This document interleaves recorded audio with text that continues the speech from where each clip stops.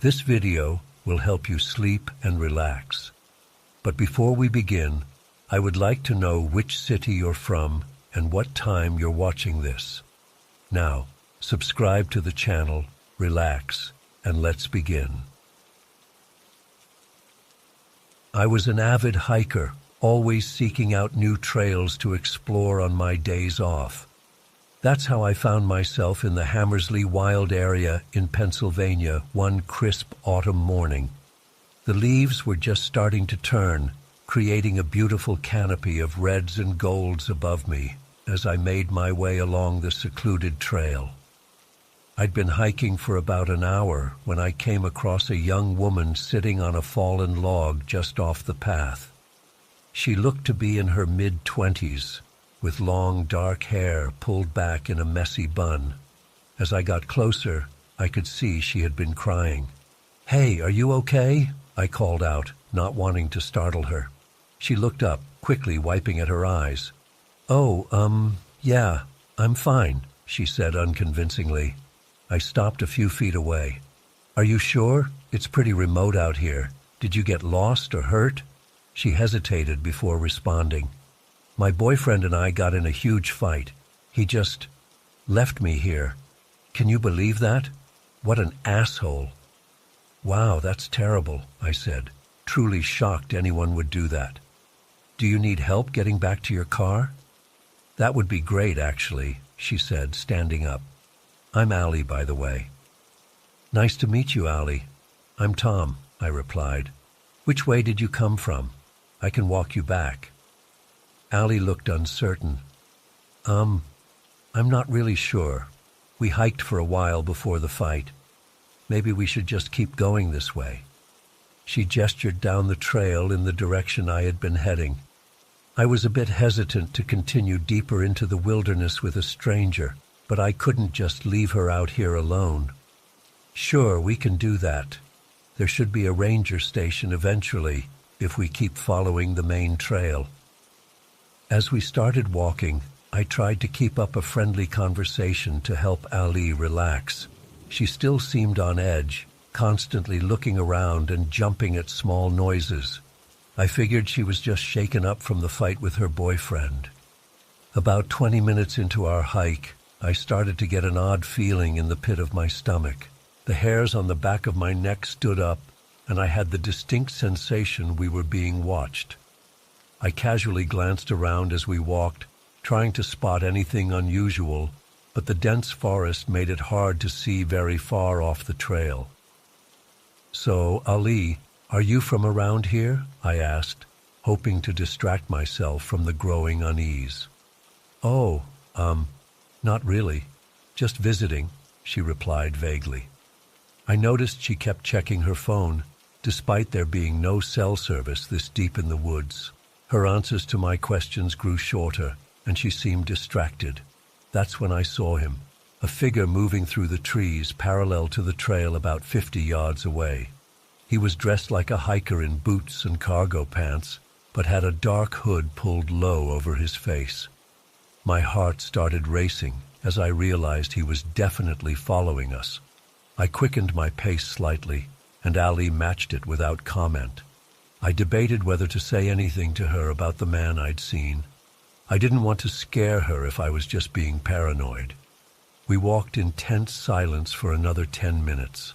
I kept stealing glances into the forest, catching glimpses of our shadow every so often. He was definitely staying with us, always just out of clear sight. Finally, I couldn't take it anymore. I gently grabbed Ali's arm to stop her. "Hey, I don't want to freak you out, but I think someone's following us," I whispered urgently. To my surprise, Ali yanked her arm away angrily. "What are you talking about? There's no one out here but us." "No, I swear I keep seeing a man in the trees. He's been paralleling the trail for at least 20 minutes, I insisted. Ali's demeanor changed completely. Gone was the tearful, scared girl I'd encountered earlier.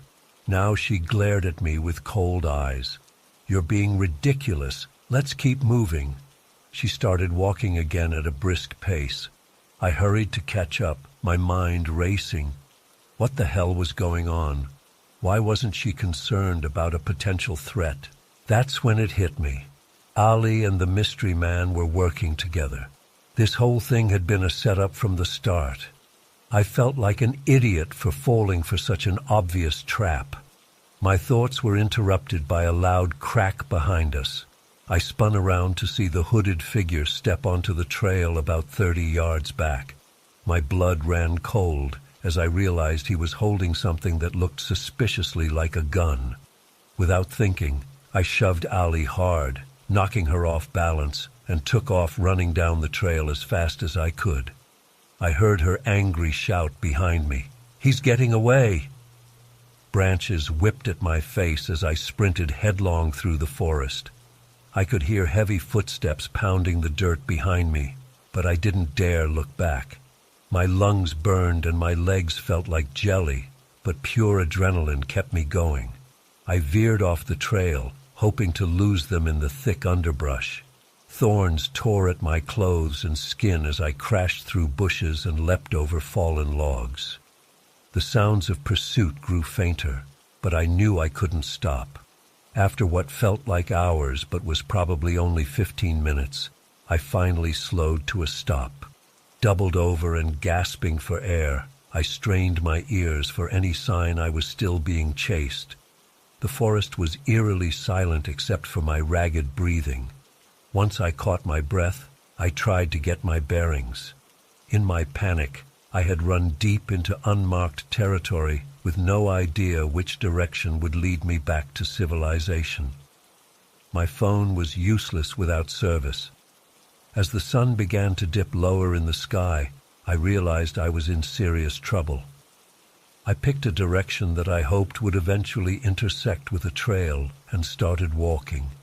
Every snapping twig or rustle of leaves sent my heart rate skyrocketing. I kept imagining Ali and her partner emerging from the shadows to finish whatever they had planned. The light was almost gone when I finally stumbled upon a small clearing with a dilapidated cabin. It clearly hadn't been used in years, with boarded-up windows and a partially caved-in roof. But it was shelter, and I was exhausted. I cautiously approached the cabin, my nerves frayed to the breaking point. The old wooden door creaked ominously as I pushed it open. Dust motes swirled in the fading sunlight streaming through gaps in the walls. I did a quick sweep of the one-room structure, relieved to find it empty. There was an ancient pot-bellied stove in one corner and the remains of a bed frame against the far wall. I slumped to the floor, my legs finally giving out. As full darkness fell outside, every little noise made me jump. I kept replaying the day's events in my mind, trying to make sense of what had happened. Who were Ali and that man? What did they want with me? How many other hikers had they lured into their trap? I must have dozed off at some point because I jerked awake to the sound of voices outside. Holding my breath, I crawled to the grimy window and peered out into the moonlit clearing. My blood turned to ice in my veins. Ali and the hooded man were standing at the edge of the trees, scanning the area. They were looking for me. I pressed myself flat against the wall, praying they wouldn't check the cabin. My heart was pounding so hard, I was sure they would hear it. "He can't have gotten far," I heard Ali say. "Let's circle back toward the river. He probably tried to follow it out." "Fine," the man replied gruffly. "But if we don't find him soon, we're calling it off. Too risky to keep searching in the dark." I waited until their voices faded before letting out the breath I'd been holding. They were gone, at least for now. But I knew I couldn't stay here. They might come back to check the cabin in the morning. I forced my aching body to move, gathering what little energy I had left. Using the moon for guidance, I set off in the opposite direction from where I'd heard Ali and her partner go. The rest of the night passed in a blur of exhaustion and fear. I walked for hours, jumping at shadows and straining to hear any signs of pursuit over the normal nighttime forest sounds. Just as the sky began to lighten with the first hints of dawn, I stumbled out onto a paved road. I could have cried with relief. A few minutes later, a truck driver stopped to help the crazy-looking, bloody guy on the side of the road. I never reported what happened to the police. Who would believe such a wild story? Sometimes I wonder if I imagined the whole thing. But then I'll catch a glimpse of those dark eyes in a crowd, or see a hooded figure out of the corner of my eye, and the terror comes rushing back. I don't go hiking anymore.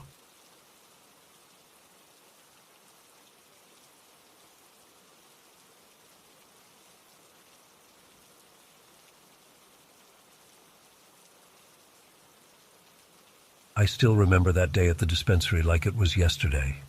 It was a typical sunny afternoon in Venice Beach, the kind where you can taste the salt in the air and hear the distant rumble of skateboards on the boardwalk. I'd been working at Green Oasis for about 6 months at that point, and I thought I'd seen it all. The burnt-out surfers, the aging hippies, the tech bros trying to look cool. But nothing could have prepared me for what walked through our door that day. I was restocking the pre-rolls when I heard the bell chime. I glanced up, ready to greet another customer with my usual "Welcome to Green Oasis." But the words died in my throat as soon as I saw him. He was massive. And I don't mean like bodybuilder big or football player big. I mean inhumanly, impossibly huge. He had to duck to get through the doorway, and even then, his shoulders scraped the sides. He must have been close to 7 feet tall, with a build like a grizzly bear.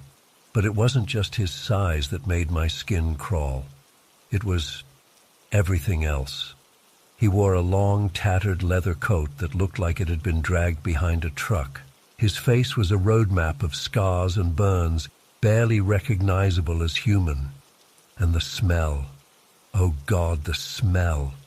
It hit me like a physical force, the stench of decay and rot, and something I couldn't even identify. As he lumbered into the shop, I noticed something that made my blood run cold. With each step, he left behind a faint, wet footprint. Red footprints. It took my brain a second to process what I was seeing. Blood. He was tracking blood into our store. I glanced at my coworker Jake behind the counter.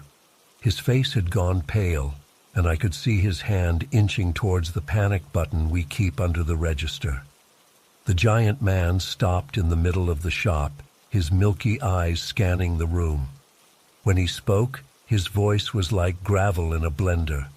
"Happy wants the good stuff," he growled.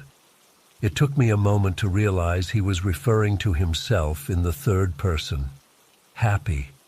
The name was so incongruous with his appearance that I almost wanted to laugh, but the fear kept any sound from escaping my throat. Jake, bless him, managed to find his voice. Sure thing, man. What are you looking for, specifically?" Happy's gaze swung towards Jake, and I saw my coworker flinch. "The strongest," Happy rumbled.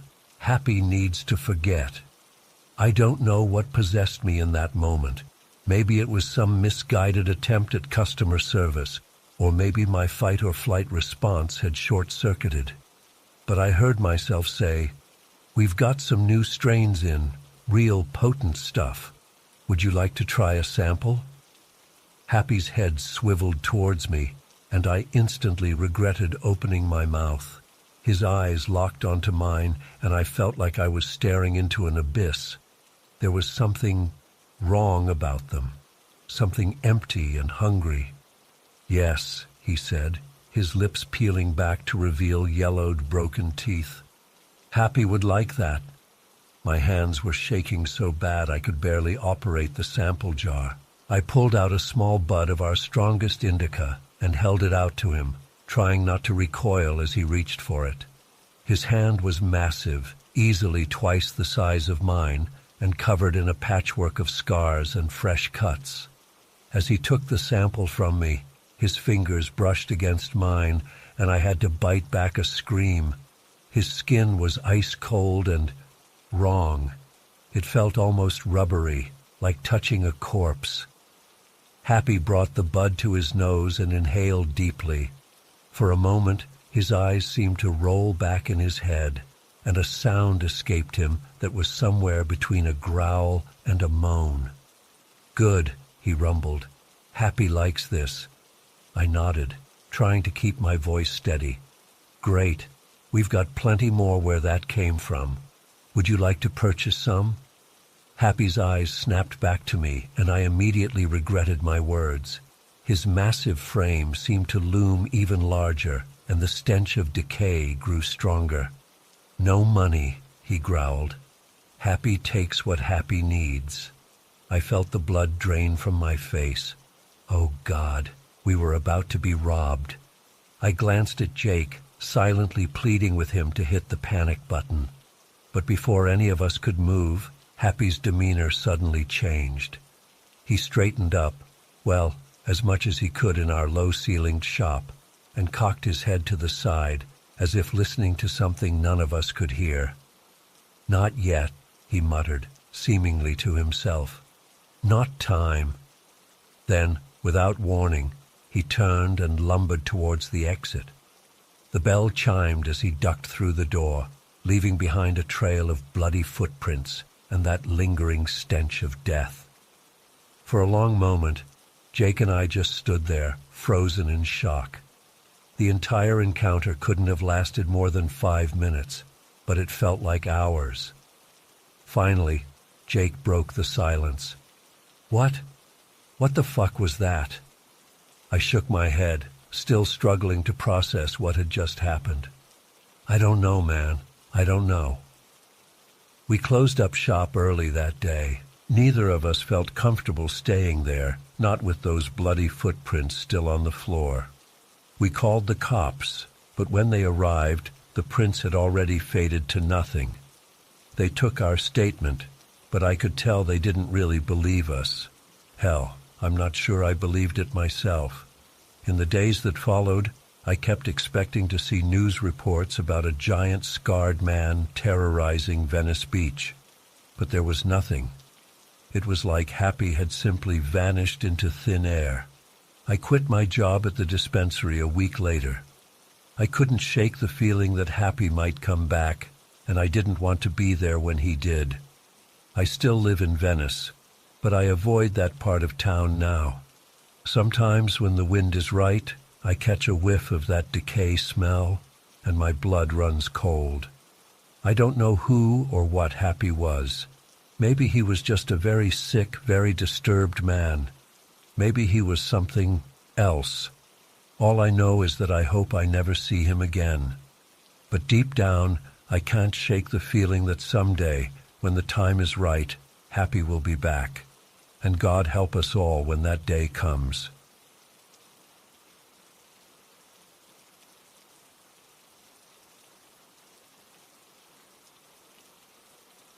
When the car pulled up, I didn't think much of it at first.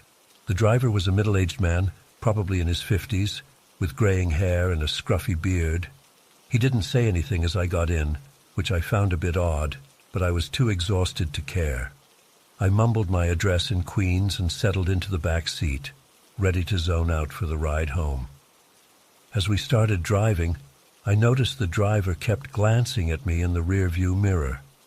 At first I thought maybe he was just checking to make sure I wasn't going to be sick or anything. But the looks kept coming, far more frequently than seemed normal. His eyes would dart up to the mirror, linger for a few unsettling seconds, then back to the road. Over and over again. I tried to ignore it, but I was starting to feel really uneasy. The silence in the car was deafening. Usually Uber drivers at least try to make some small talk, but this guy hadn't said a single word. I pulled out my phone, planning to text my roommate that I was on my way home. To my horror, I realized my phone was almost dead.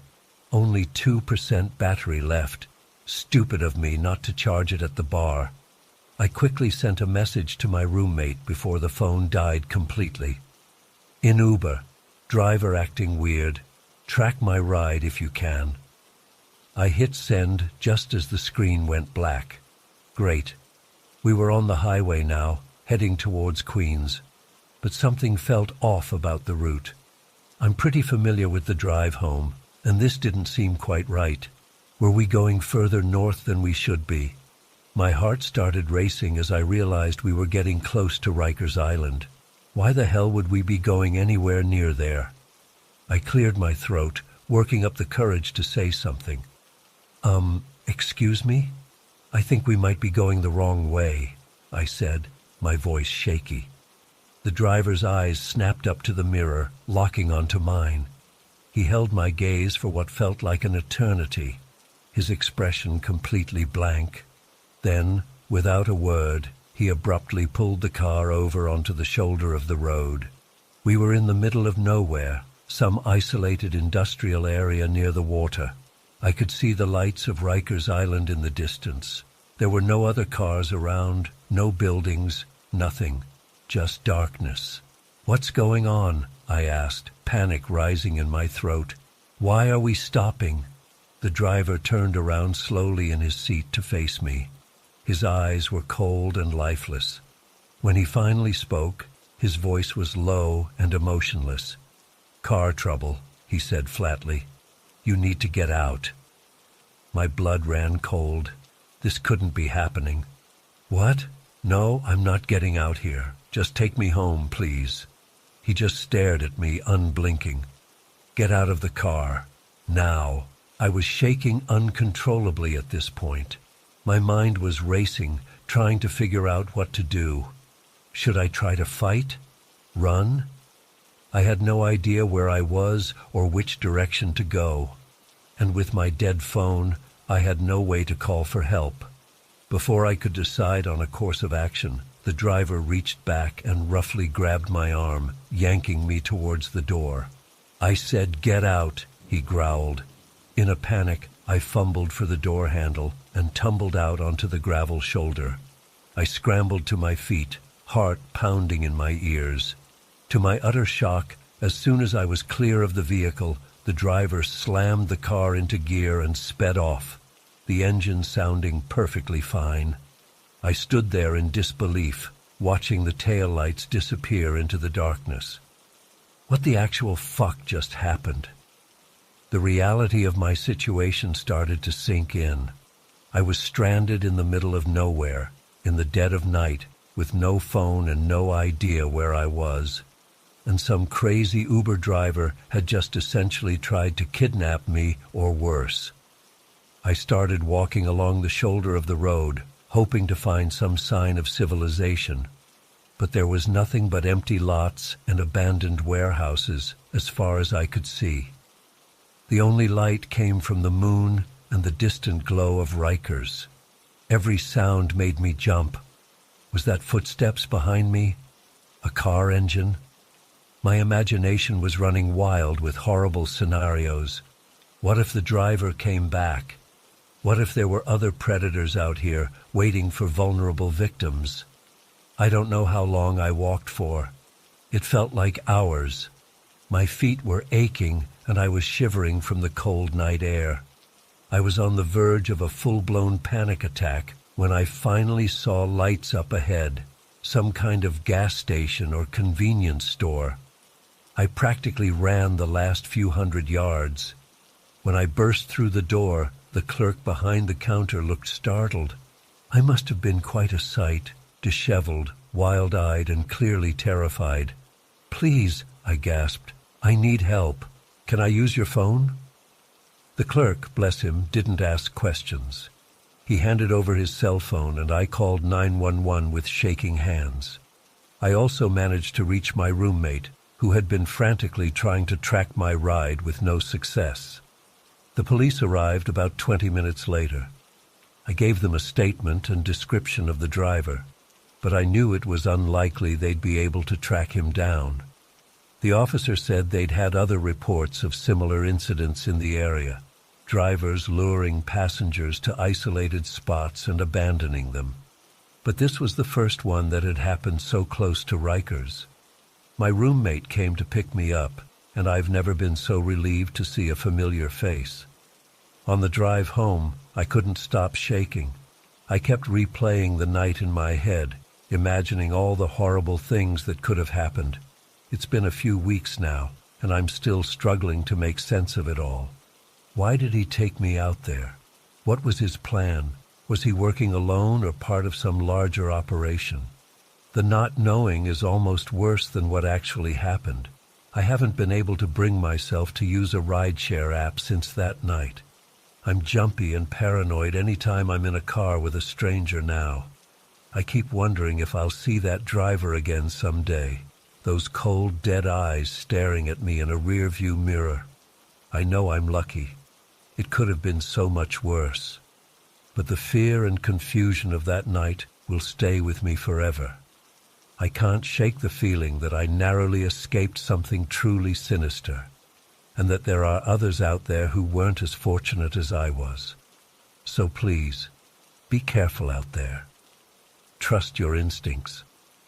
And maybe think twice before getting into a car with a stranger, even if it seems safe. You never know what might be waiting for you on the other side of that ride.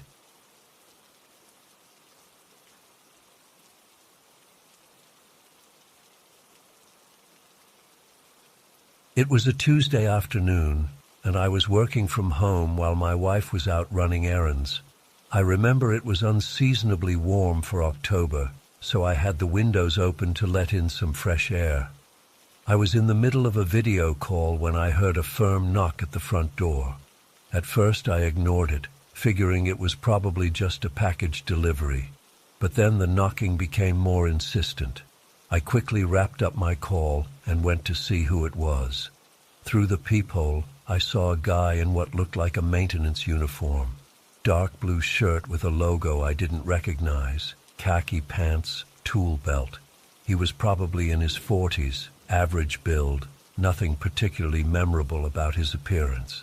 I opened the door, keeping the chain on. The guy immediately launched into his spiel. "Hi there. I'm here to take a look at your back door. We've had some reports of issues in the complex, and I need to do an inspection." I was caught off guard and told him we hadn't reported any problems. He insisted it was a routine check of all units. Something felt off, but I couldn't put my finger on it. I told him I'd need to see some ID first. He flashed a badge quickly, but I barely got a glimpse of it. Then he started getting more aggressive, saying he needed to get this done today and couldn't come back later. I was getting increasingly uneasy, but also didn't want to cause issues if this was legit maintenance. Against my better judgment, I unlatched the chain and let him in. As soon as he stepped inside, the hairs on the back of my neck stood up. He had this intense, almost predatory look in his eyes as he scanned the living room. I tried to make small talk to ease the tension, but he barely responded. He made a beeline for the back of the house, not even asking where the door was. I followed closely behind him, my heart racing. When we got to the back door, he started examining it closely, running his hands over the frame and locks. We had multiple deadbolts and a security bar. My wife and I are pretty safety conscious. The guy kept muttering to himself as he inspected everything. Then, without warning, he yanked open the door and stepped outside onto our small patio. I was stunned. I thought he was just here to look at the door, not open it. He stood out there for a few moments, looking around intently, before coming back inside. "All set," he said brusquely. "Make sure you keep this locked up tight." And then he just turned and walked out. Not another word. The whole thing couldn't have taken more than 5 minutes, but it felt like an eternity. As soon as the front door closed behind him, I ran to lock it. My hands were shaking so badly I could barely turn the deadbolt. I immediately called my wife to tell her what happened and ask her to come home. Then I called the property management office. That's when things got even weirder. They had no record of any maintenance visits scheduled for our unit or any others that day. They said all their workers carry official ID badges and would never pressure residents to let them in without proper notice. I described the guy to them, and they said he didn't match any of their employees. They told me to call the police, which I did. The cops came and took a report, but said there wasn't much they could do since I had let the guy in voluntarily and nothing was stolen. For the next few weeks, my wife and I were on edge constantly. We added even more locks to the back door. I installed security cameras covering every entrance. We were jumpy at every little noise. I kept replaying the incident in my head, kicking myself for letting him in. The worst part was not knowing what his real purpose was. Was he casing our place for a future break-in, testing our security? Or was it something even more sinister? The fact that he seemed so focused on our door locks and how quickly he could open them still makes my skin crawl. We never saw the guy again or had any break-ins, but I can't shake the feeling that we narrowly avoided something terrible that day.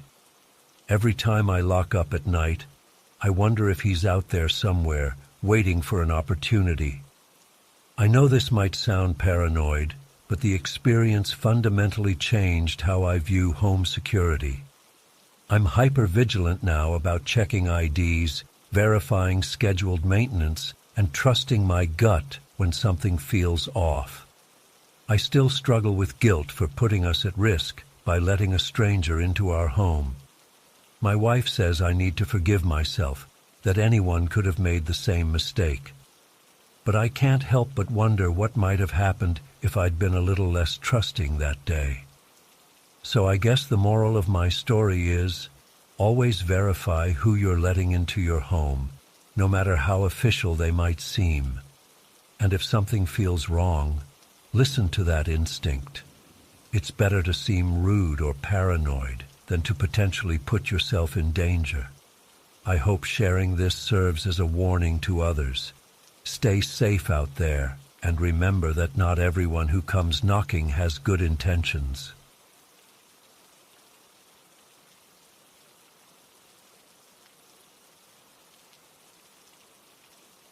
I work the night shift at a local factory, which means I'm usually getting home around 3:30 a.m.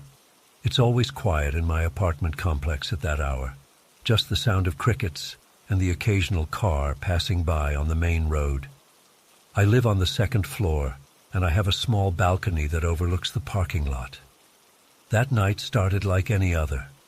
I pulled into my usual spot, grabbed my lunch bag, and headed up the stairs to my apartment. As I was unlocking my door, I heard a strange noise coming from below. It sounded like footsteps, but softer, like someone was trying to be quiet. I paused, key in hand, and listened. The sound stopped. I shrugged it off, thinking it was probably just an animal or my imagination playing tricks on me. I was exhausted after a long shift, after all. I went inside, tossed my bag on the counter, and headed straight for the shower. The hot water always helps me unwind after work. As I was drying off, I glanced at the clock, 3:40 a.m. I decided to have a quick smoke on the balcony before bed, as I often do. I stepped out onto the balcony, cigarette in hand, and that's when I saw him. A man was standing in the shadows near the edge of the parking lot, partially hidden behind a tree.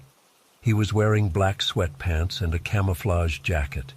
Even from a distance, I could tell he was staring directly at me. My heart started racing. I froze, unsure of what to do. Should I run inside? Call for help? I stood there, paralyzed, for what felt like an eternity but was probably only a few seconds. Then, without thinking, I flicked on the balcony light. The sudden brightness illuminated the entire area, including the man. He didn't flinch or try to hide. Instead, he calmly turned and started walking towards the main road.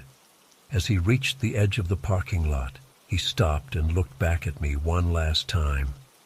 Even from that distance, I could feel the intensity of his gaze. It sent chills down my spine.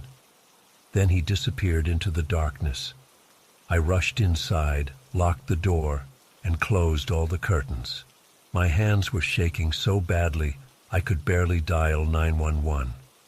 When the operator answered, I tried to explain what had happened, but I was so panicked I could hardly get the words out. The police arrived about 20 minutes later. By then, the man was long gone. I told them everything I could remember: his clothes, his calm demeanor, the way he looked at me. But they didn't seem too concerned. "Ma'am, it's not illegal for someone to be walking around at night," one of the officers said. "Did he threaten you or try to break in?" "No, but then there's not much we can do. He's probably just some guy out for a late-night walk. Try not to worry about it." They left after taking a brief statement, leaving me feeling dismissed and even more vulnerable than before. How could they not see how terrifying this was? Didn't they understand that normal people don't lurk in parking lots at 3:40 in the morning, staring at women's apartments? I didn't sleep at all that night. Every time I closed my eyes, I saw that man's face looking up at me. I kept imagining him climbing up to my balcony, breaking through the glass door. I checked the locks over and over again. The next few days were a blur of anxiety and sleepless nights. I called my landlord and begged him to install better security lighting and cameras. I bought pepper spray and a baseball bat. I started pushing my heavy dresser in front of the balcony door every night. But it wasn't enough. I felt like I was losing my mind. Every shadow, every noise made me jump. I couldn't focus at work. I started calling in sick more often, afraid to leave my apartment at night. I became obsessed with security. I installed multiple locks on my doors and windows. I put alarm sensors on every possible entry point. I started sleeping with the lights on, afraid of what might be lurking in the darkness. My friends and family tried to help, but they didn't understand. They told me I was overreacting, that it was probably nothing. But they hadn't seen the look in that man's eyes. They hadn't felt the terror of being watched in your own home. Weeks turned into months, and the man never reappeared. But the fear never went away. I still check the parking lot obsessively before I leave for work. I still can't sleep without the lights on. I've developed a routine of checking and rechecking locks and alarms multiple times a day. I know it sounds crazy. I know I should be over it by now. But I can't shake the feeling that he's still out there, watching and waiting. Every time I step onto that balcony, I half expect to see him standing there in the shadows. The worst part is the not knowing. Who was he? What did he want? Was he just a random creep, or was he targeting me specifically? I'll probably never know the answers, and that uncertainty is eating me alive.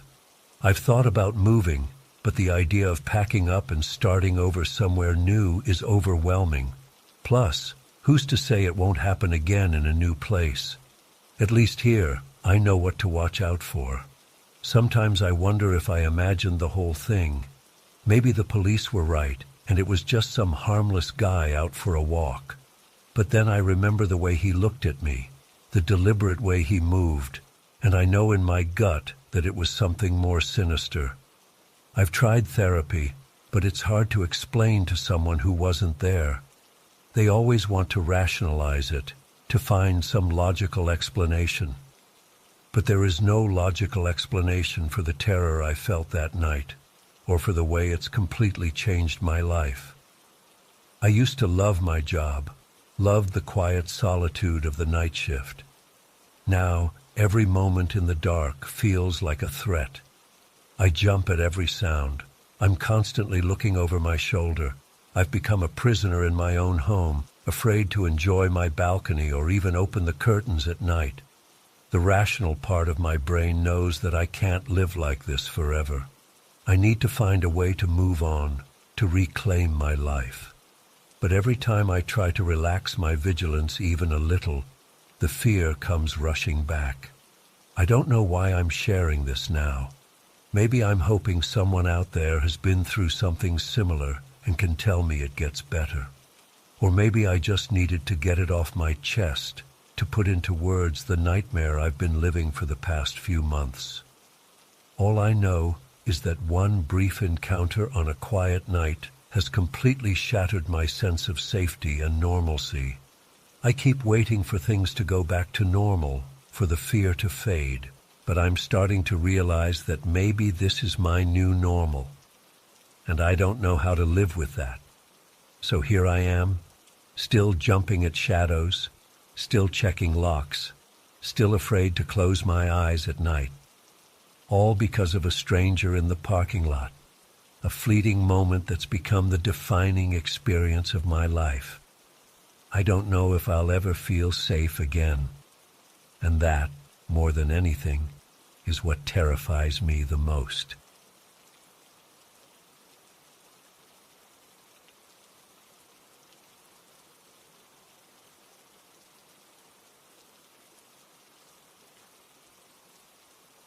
It was a typically boring Saturday afternoon in our small town. My 10-year-old sister Emma was pestering me to take her somewhere fun. I finally gave in, figuring we could walk around downtown and window shop for a bit. As we strolled down Main Street, we came across an old toy store I'd never noticed before.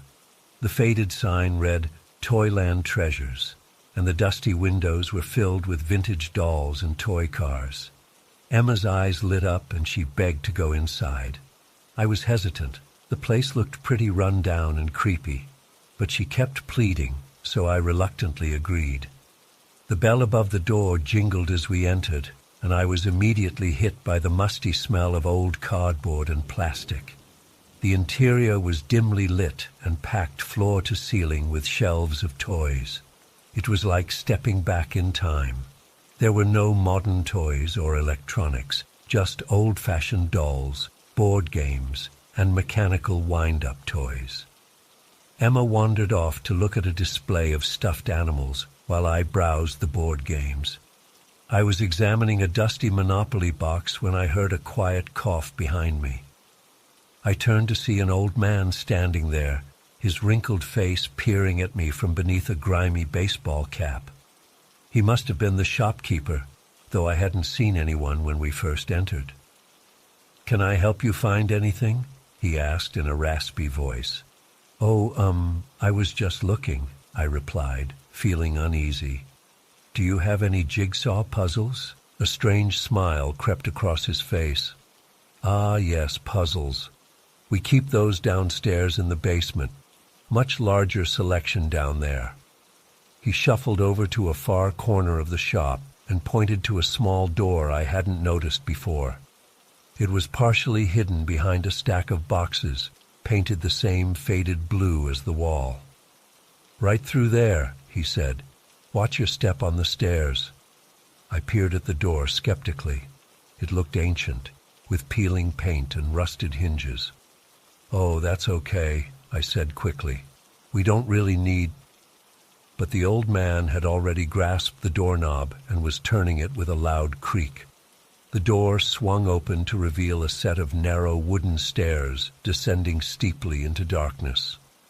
A dank, moldy smell wafted up from below. My heart started racing as I stared into that black void. Every instinct was screaming at me not to go down there. I had a vivid mental image of the door slamming shut behind me, trapping me in some nightmarish dungeon. I think we should be going," I stammered, backing away. "Emma, time to leave." The old man's smile never wavered. "Are you sure? There are some real treasures down there. Why don't you take a look?" I shook my head frantically. "No, that's okay. We really need to get home for dinner." Emma came bounding over, arms full of stuffed animals. "Ah, do we have to go already?" "Yes," I said firmly, grabbing her hand. "Now." I practically dragged her out of the store, ignoring her protests. As soon as we were outside, I broke into a run, pulling Emma along behind me. We didn't stop until we were several blocks away. "What's wrong?" Emma asked out of breath. Why'd we have to leave so fast? I tried to calm my racing heart. I just had a bad feeling about that place, I said. Did you see that creepy basement door? Emma shook her head. No, I was looking at the toys. Can we go back tomorrow? Absolutely not, I said. We're never going in that store again. For days afterward, I was jumpy and on edge. I kept replaying the incident in my mind, imagining what horrors might have awaited us in that basement. The image of those dark stairs haunted my dreams. About a week later, I decided to do some research on the toy store. I couldn't find any official business listing for Toyland Treasures. When I checked Google Maps, the storefront wasn't even there, just an empty lot between two other buildings. Thoroughly freaked out, I convinced my mom to drive me downtown so I could show her. But when we got to Main Street, the toy store was gone. The space between the buildings was just a narrow alley filled with trash cans. There was no sign that a store had ever been there at all. I tried to tell myself that I must have been mistaken about the location, but deep down, I knew what I had seen. That store had been real, and so was the danger I'd sensed. To this day, I still get chills thinking about what might have happened if I'd gone down those stairs. I'm grateful that I trusted my instincts and got out of there when I did. But part of me wonders if that sinister toy store is still out there somewhere, luring in unsuspecting victims with the promise of hidden treasures. I've never told anyone else this story before now. Even typing it out, I worry that people will think I'm crazy or making it up. But I know what I experienced was real. So if you're ever exploring an unfamiliar town and come across a quaint little toy store that seems too good to be true, trust your gut and stay far, far away from the basement.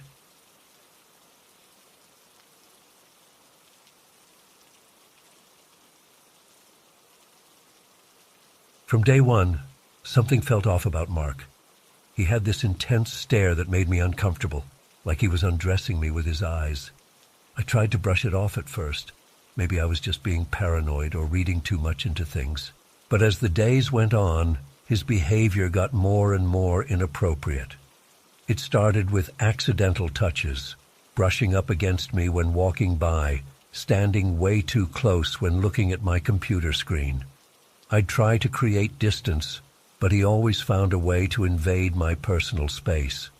Then came the lewd gestures and mouthing of words I'm pretty sure were sexual in nature. I couldn't prove anything concrete, but my skin crawled every time he was near. I started dreading coming into work. My stomach would be in knots on the elevator ride up, knowing I'd have to deal with Mark's creepy behavior all day. I tried to avoid being alone with him, always making sure there were others around. But he seemed to have a sixth sense for cornering me when no one else was looking. One day, I was walking down the hallway to the break room when Mark suddenly appeared in front of me, blocking my path. He had this smug grin on his face as he deliberately stood in my way, not letting me pass. I tried to sidestep around him, but he matched my movements. My heart was racing as I realized how much bigger and stronger he was than me. After what felt like an eternity, he finally let me pass, laughing silently to himself as I rushed by. I knew I needed to say something, but I was scared. Mark had a reputation for being a good worker, and I worried people wouldn't believe me or would think I was discriminating against him because of his disability. So I kept quiet and tried to deal with it on my own. Things came to a head about a month ago. We were having a team meeting, and Mark kept ignoring the manager's instructions, doing his own thing instead. When called out on it, he'd play dumb or act like he misunderstood. It was clear he was using his deafness as an excuse to be disruptive. After the meeting, I overheard him making crude sexual comments about our manager to another male co-worker.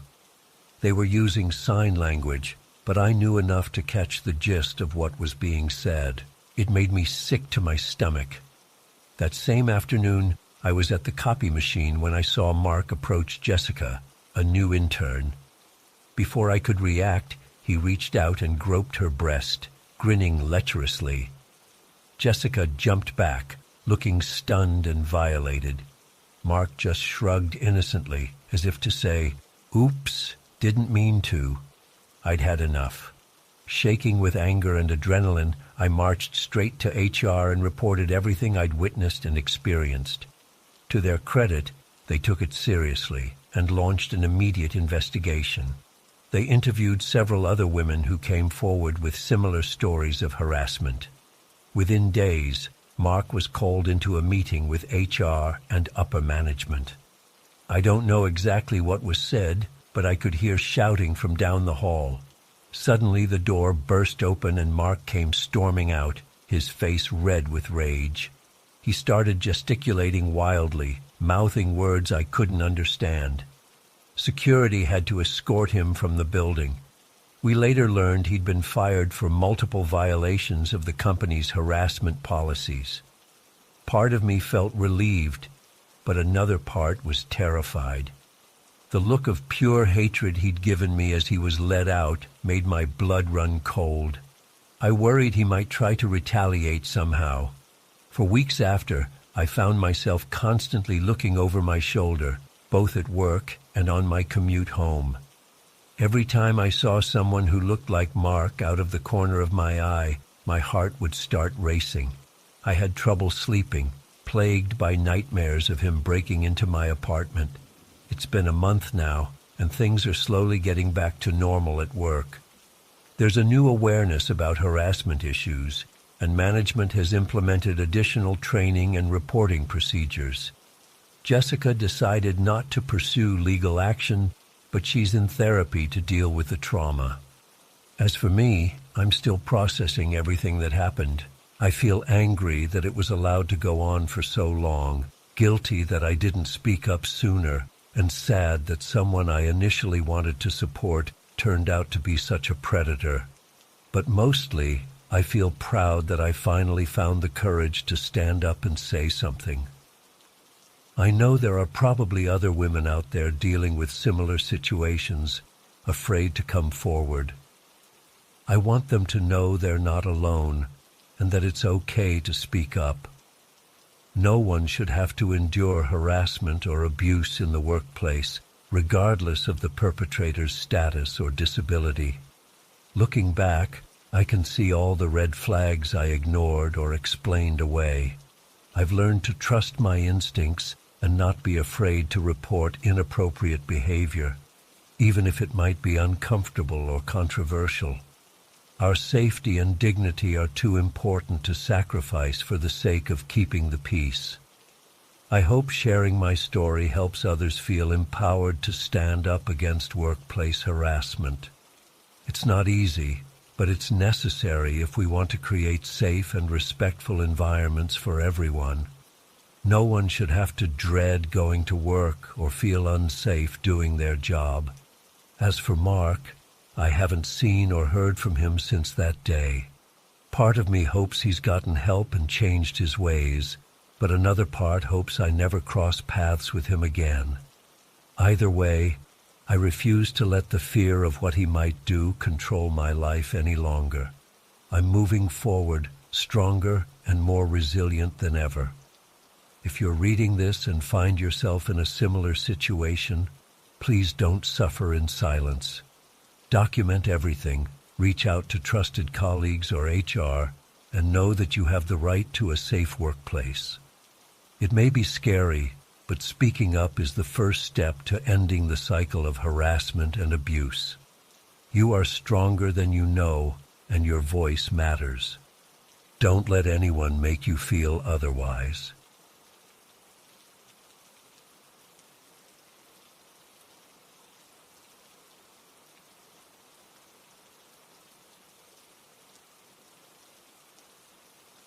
I still remember that day like it was yesterday, even though it happened when I was only 8 years old. It was a lazy Sunday afternoon in the middle of summer break. My parents were out running errands, and I was sitting alone at the kitchen table, absent-mindedly munching on some crackers and flipping through a comic book.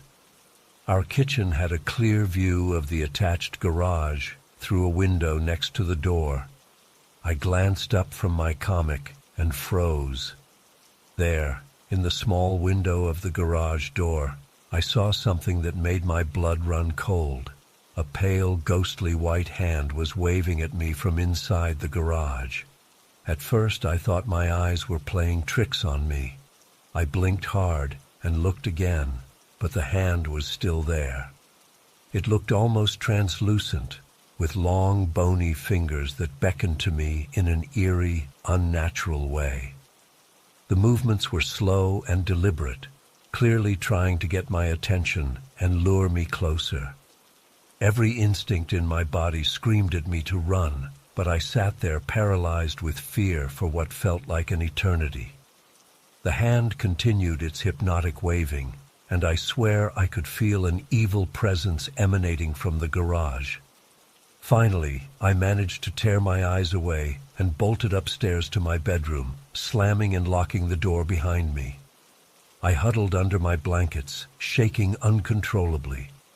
I kept expecting to hear footsteps coming up the stairs or see that ghostly hand reach out from under my bed. But after about an hour of terrified waiting, nothing had happened. Eventually, I worked up the courage to peer out my window, which overlooked the driveway.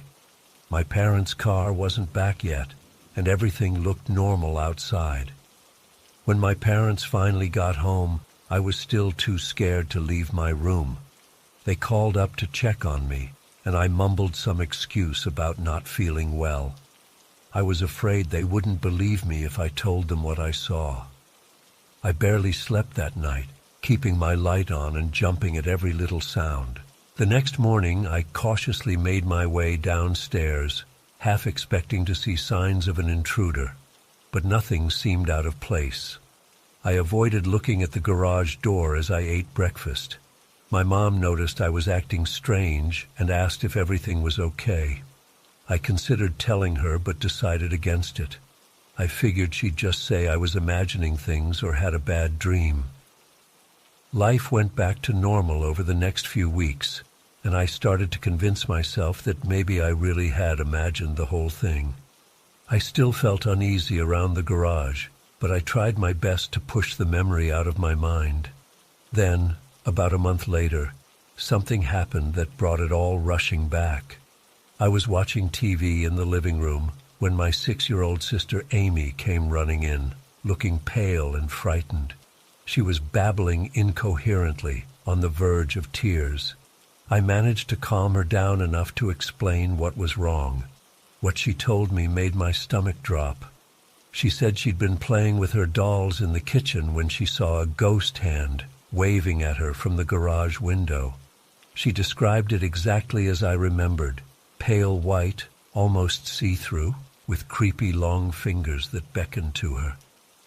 Amy said she got scared and ran away. I felt like I'd been punched in the gut. There was no way this was a coincidence. Amy couldn't have known about what I saw. I'd never told anyone. And she wasn't the type to make up stories like this. I realized with dawning horror that whatever I'd seen that day was real, and it was still out there. This time, I knew we had to tell our parents. They were understandably skeptical at first, but the fear in our voices must have convinced them we weren't making it up. Dad went to investigate the garage while Mom stayed with us. I held my breath as he opened the door, half expecting some ghostly apparition to emerge. But he found nothing out of the ordinary.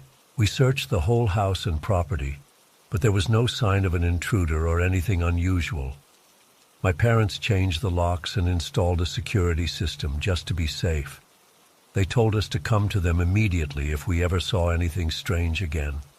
For weeks afterwards, I was jumpy and on edge. I avoided being alone in the kitchen and refused to go near the garage. Amy seemed to bounce back quicker than me, but I'd sometimes catch her staring warily at the garage door. We kept the curtains closed over the kitchen window.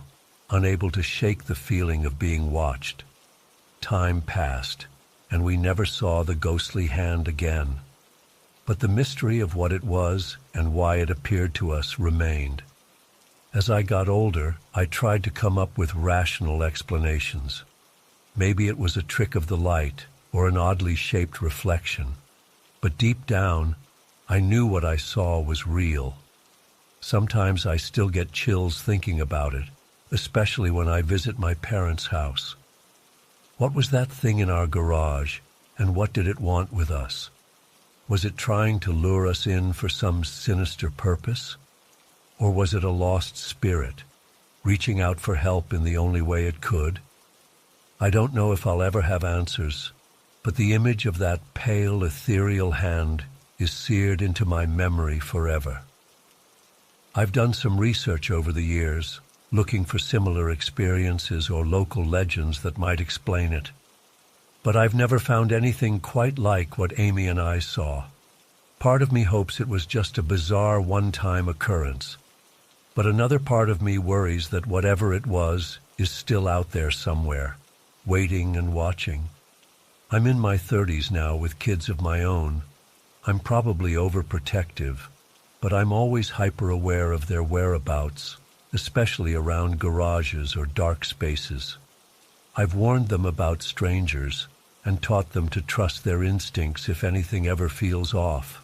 Maybe I'm just being paranoid, but I can't shake the feeling that there are things in this world beyond our understanding, things that might mean us harm. I still struggle with whether or not to tell my kids about what happened. On one hand, I want them to be aware and cautious, but I also don't want to scare them unnecessarily or make them afraid of their own home. For now, I've decided to keep it to myself. But I'm always watching, always on guard, because I know firsthand that sometimes the monsters hiding in the shadows are all too real. Writing this out has brought back a lot of those old feelings of fear and uncertainty. Even after all these years, I still get goosebumps thinking about that ghostly hand waving at me. I guess some experiences just stay with you forever, no matter how much time passes. I don't know if I'll ever fully understand or come to terms with what Amy and I saw that summer. But I do know that it changed me and made me realize that there's more to this world than meets the eye. I just hope that whatever was in our garage that day never comes back, and that no one else ever has to experience anything like it.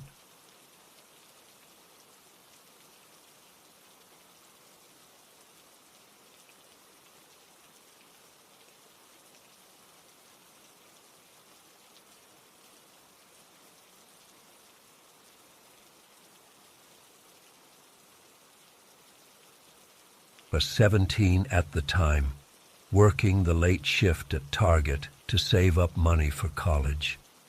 The store was about 4 miles from my house, and I always rode my bike home along this secluded bike path that cut through some woods. It usually took me about 15-20 minutes, and I'd done it so many times that I could practically ride it with my eyes closed.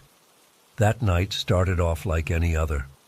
I clocked out around 11:30 p.m., said goodbye to my co-workers, and hopped on my bike for the familiar ride home.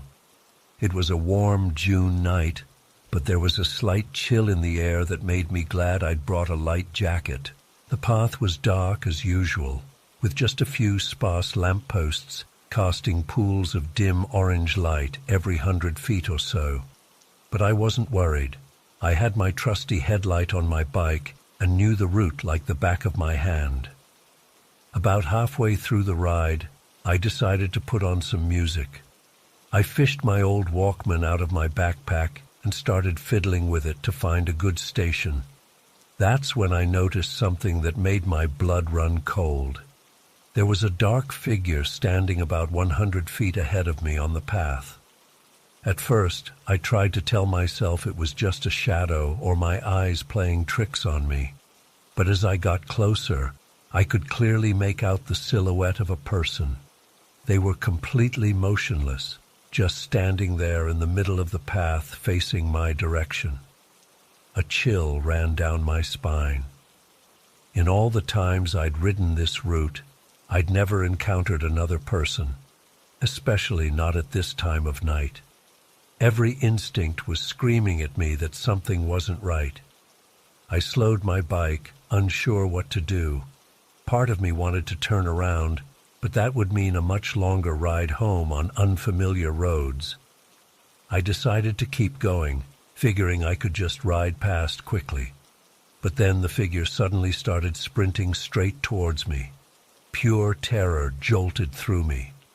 Without thinking, I dropped my Walkman and started pedaling as hard as I could. I heard it clatter to the ground behind me, but there was no way in hell I was stopping to get it. I've never pedaled so fast in my life. My legs were burning, and my lungs felt like they were on fire, but sheer adrenaline kept me going. I could hear rapid footsteps pounding the pavement behind me, getting closer and closer. In my panic, I nearly wiped out on a sharp turn. My back tire fishtailed, and for a heart-stopping second I thought I was going to crash. But somehow I managed to right myself and keep going. The whole time my mind was racing with horrible scenarios. Who was this person? What did they want? Were they going to kill me? Rob me? Or worse? I was certain that if they caught me, something unspeakably awful was going to happen. I don't know how long I rode like that. It felt like an eternity, but it was probably only a few minutes. Finally, mercifully, I burst out of the woods and onto the main road near my neighborhood. As soon as I hit the streetlights, I heard the footsteps behind me suddenly stop. I chanced a quick glance over my shoulder, but there was no one there. It was like my pursuer had vanished into thin air. Even though I couldn't see or hear them anymore, I didn't slow down. I raced the final few blocks home and practically crashed into my driveway. I abandoned my bike in the front yard and ran inside, slamming and locking the door behind me. My parents were asleep, but my frantic entrance woke them up. They found me huddled on the floor by the front door, shaking and hyperventilating. It took a while for me to calm down enough to explain what had happened. Of course, they called the police right away. Officers came and took my statement, then went to search the bike path. But they didn't find anything. No signs of my pursuer, and no trace of my Walkman where I'd dropped it. The police said they'd increase patrols in the area, but ultimately there wasn't much they could do. There had been no actual assault, and I couldn't give them any real description of the person beyond tall and dark. In the days that followed, I was a nervous wreck. I jumped at every sound and shadow. I refused to be alone, especially after dark. My parents drove me to and from work, and I quit my job at Target shortly after. It's been almost a year now, and I still have nightmares about that night sometimes. I've never been back on that bike path, and I don't think I ever will. Just driving past the entrance makes my heart race. The rational part of my brain tries to come up with explanations. Maybe it was just some random creep who thought it would be funny to scare a lone girl, or a mugger who changed their mind when I started riding so fast. But there's another part of me that wonders if it was something else. The way they moved so fast, the way they seemed to disappear when I hit the main road, it almost seemed inhuman. And why were they just standing there in the middle of the path, like they were waiting for me? I'll probably never know for sure what happened that night or who or what was chasing me. But I do know that I'm never taking that shortcut through the woods again, no matter how much time it saves. Some risks just aren't worth taking. To this day, I still get an eerie feeling whenever I'm alone outside at night, like someone might be watching me from the shadows, waiting to chase me down again.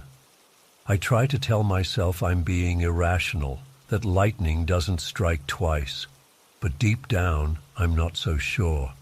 All I know is that my quiet suburban town doesn't feel quite as safe as it used to. And I'll never forget the sheer terror of that bike ride, the longest 5 minutes of my life.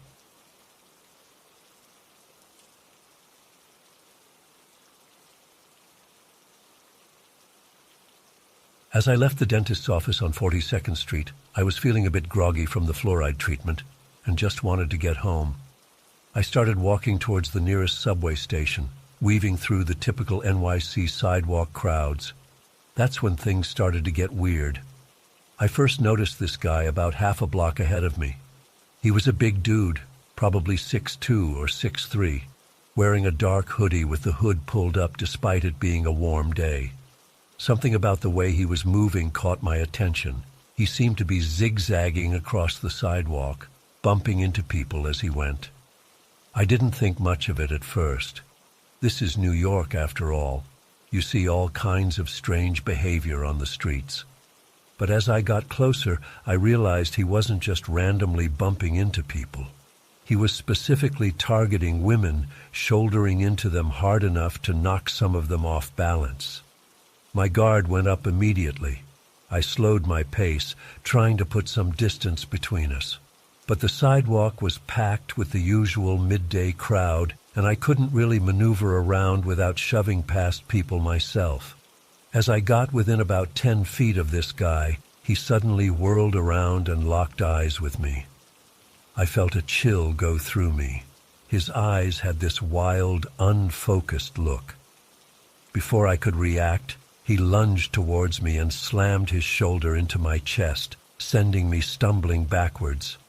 "Hey, what the hell?" I yelled, catching myself on a nearby newsstand. My heart was racing.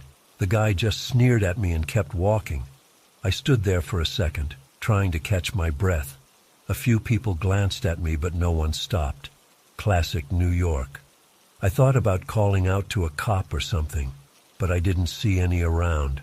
I figured the best thing to do was just get to the subway as quickly as possible.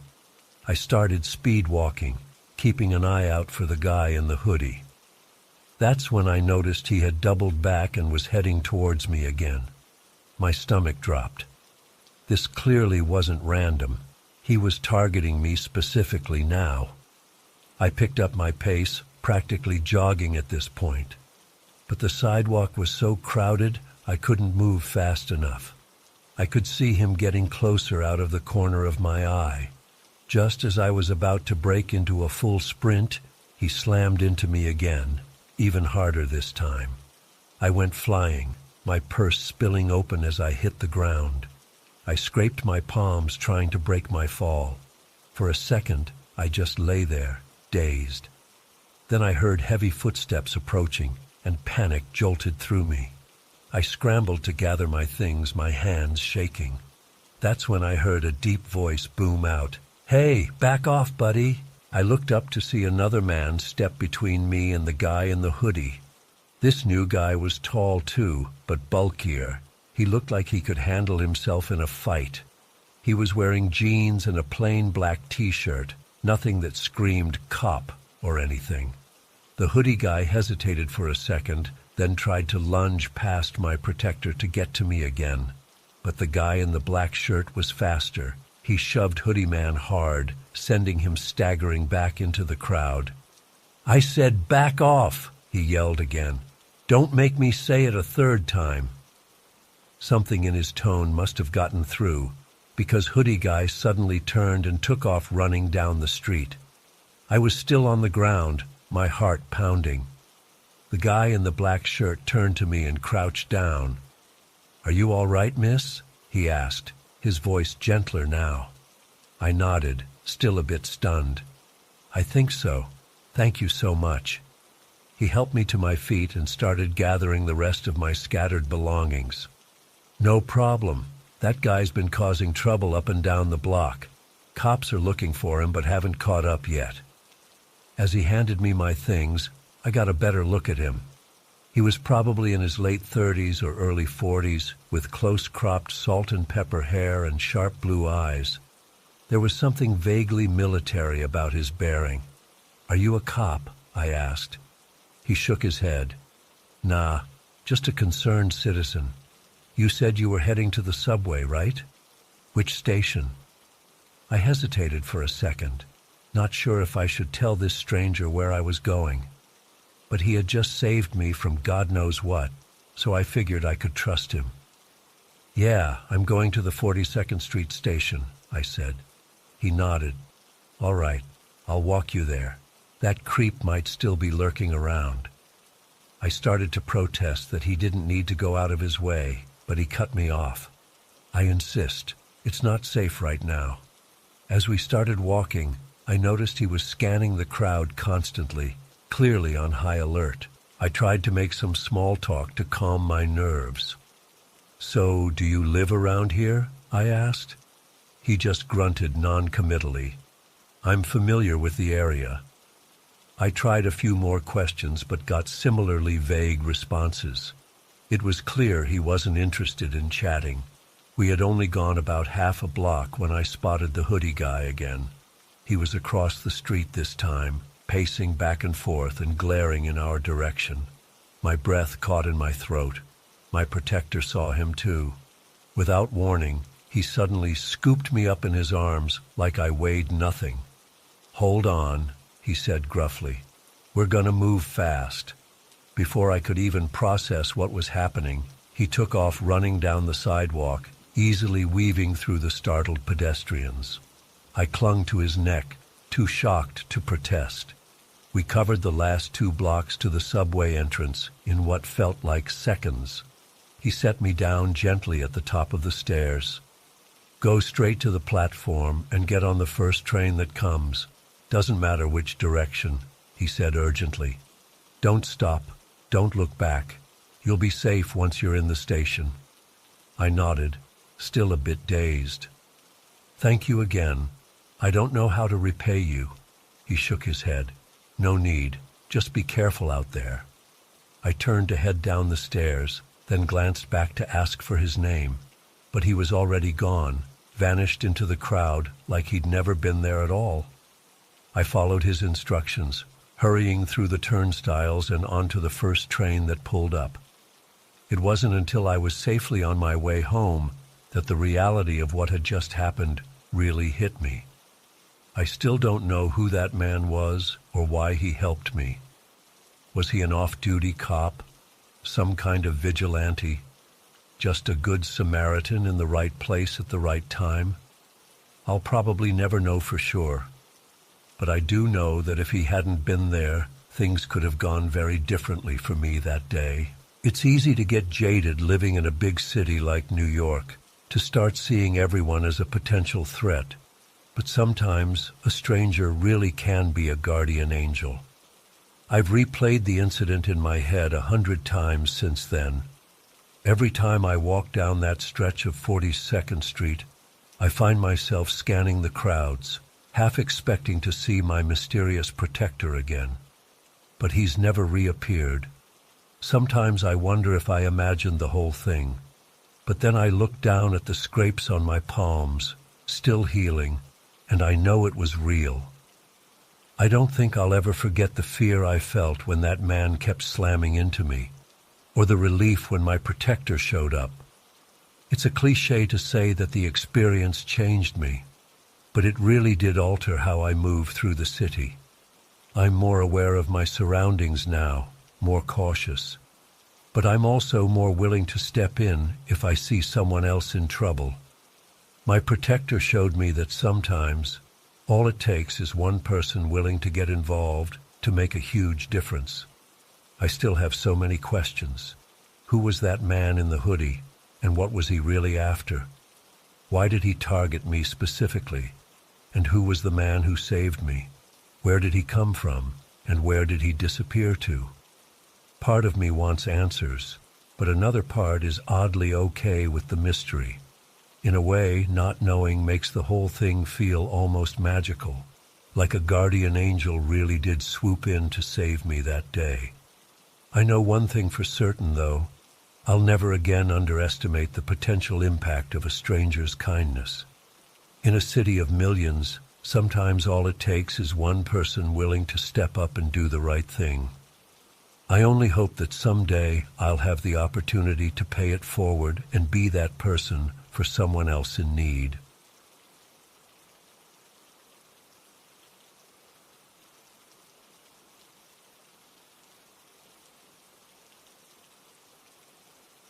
Work as a bartender at this little dive bar downtown. It's not the fanciest place, but the regulars are cool and the tips are decent. That night, I had closed up around 2 a.m. as usual. I was exhausted after a long shift, but at least the weather was nice for my ride home. I have this electric scooter I use to commute. It's convenient and way cheaper than Uber, especially for late-night trips. I hopped on and started cruising down the quiet streets, enjoying the cool night air. The city looked so different at that hour, kinda eerie but peaceful too. About halfway home my phone buzzed. Probably just a random notification, but I decided to pull over and check real quick. There's this little park area with some benches and landscaping where I usually stop if I need to. I parked the scooter and pulled out my phone. That's when I noticed movement out of the corner of my eye. At first I thought it was just leaves rustling or something. But then I saw him, this incredibly tall, lanky figure slowly rising up from behind some bushes. It was so unnatural, the way he unfolded himself, like inhumanly tall. My heart started racing immediately. Why the hell was someone hiding in the bushes at 2:30 a.m.? I tried to stay calm, thinking maybe it was just some drunk guy who had passed out there. But something about the way he moved set off all kinds of alarm bells. He started walking towards me, stumbling a bit. I could hear him muttering something but couldn't make out the words. It was this low, guttural sound that made my skin crawl. I quickly shoved my phone in my pocket and grabbed the scooter, ready to take off. But then I froze. What if this guy needed help? What if he was hurt or lost? I hesitated for a second, which was stupid in hindsight. That moment of uncertainty was all he needed to get way too close. As he got nearer, I could see his face in the dim streetlight. His eyes were wide and unfocused, darting around frantically. He was so pale and gaunt, almost skeletal, and he reeked, this sour, unwashed smell that made me gag. I started backing away, dragging the scooter with me. "Hey man, you okay?" I called out, trying to keep my voice steady. He didn't respond, just kept stumbling forward and muttering. That's when I noticed a couple walking on the other side of the street. Thank God, other people. I waved and shouted to them, "Hey, can you help? I think this guy needs assistance." The couple stopped and looked over, clearly unsure what to do. But before they could respond, the creepy guy's whole demeanor suddenly changed. He straightened up and called out in this fake cheerful voice, "Oh, there you are, sis. I've been looking everywhere for you." He tried to smile at me, but it was this twisted grimace that sent chills down my spine. Then he turned to the couple and said, "So sorry to bother you folks. My sister here forgot to take her medication. I'm just trying to get her home safe." I was stunned. What the actual fuck? This psycho was trying to make it look like I was the unstable one. I shouted to the couple, "He's lying. I don't know this man." The guy took another step towards me, still grinning that horrible smile. "Come on, sis. Let's get you home," he said, reaching for my arm. Everything happened so fast after that. As his hand shot out to grab me, I instinctively reached into my bag. I always carry pepper spray, occupational hazard of being a woman working late nights. I whipped it out and sprayed directly in his face just as he lunged at me. He let out this inhuman shriek and stumbled backwards, clawing at his eyes. I scrambled onto my scooter, hands shaking so bad I could barely grip the handlebars. I saw the couple running over, shouting something, but I didn't wait around. I took off as fast as that scooter could go, not looking back once. I rode straight home in a blind panic, taking random turns to make sure I wasn't followed. When I finally got to my apartment, I ran inside and locked every deadbolt. I was hyperventilating, barely able to breathe. It took hours for the adrenaline to wear off enough for me to stop shaking. The next day, I called in sick to work. I couldn't bring myself to leave my apartment. I kept replaying everything in my head, wondering if I had overreacted. But then I'd remember those wild eyes, that twisted smile, and I'd feel sick all over again. I ended up filing a police report, but they didn't seem too concerned. Said it was probably just some drugged-out homeless guy, nothing to worry about. But I can't shake the feeling that it was something more sinister. The way he tried to manipulate the situation, how quickly he switched tactics. It seemed way too calculated for a random encounter. It's been months now, and I still get nervous riding my scooter at night. I've changed up my route home, and I'm always hyper-aware of my surroundings. I can't help but wonder, what if I hadn't had that pepper spray? What if that couple hadn't been there? The thought makes my blood run cold. I don't know if I'll ever feel totally safe again. That night changed something in me. I realized how quickly things can go wrong, how vulnerable we all are. I'm sharing this as a warning. Trust your instincts, stay aware, and always have a way to protect yourself. You never know when you might need it.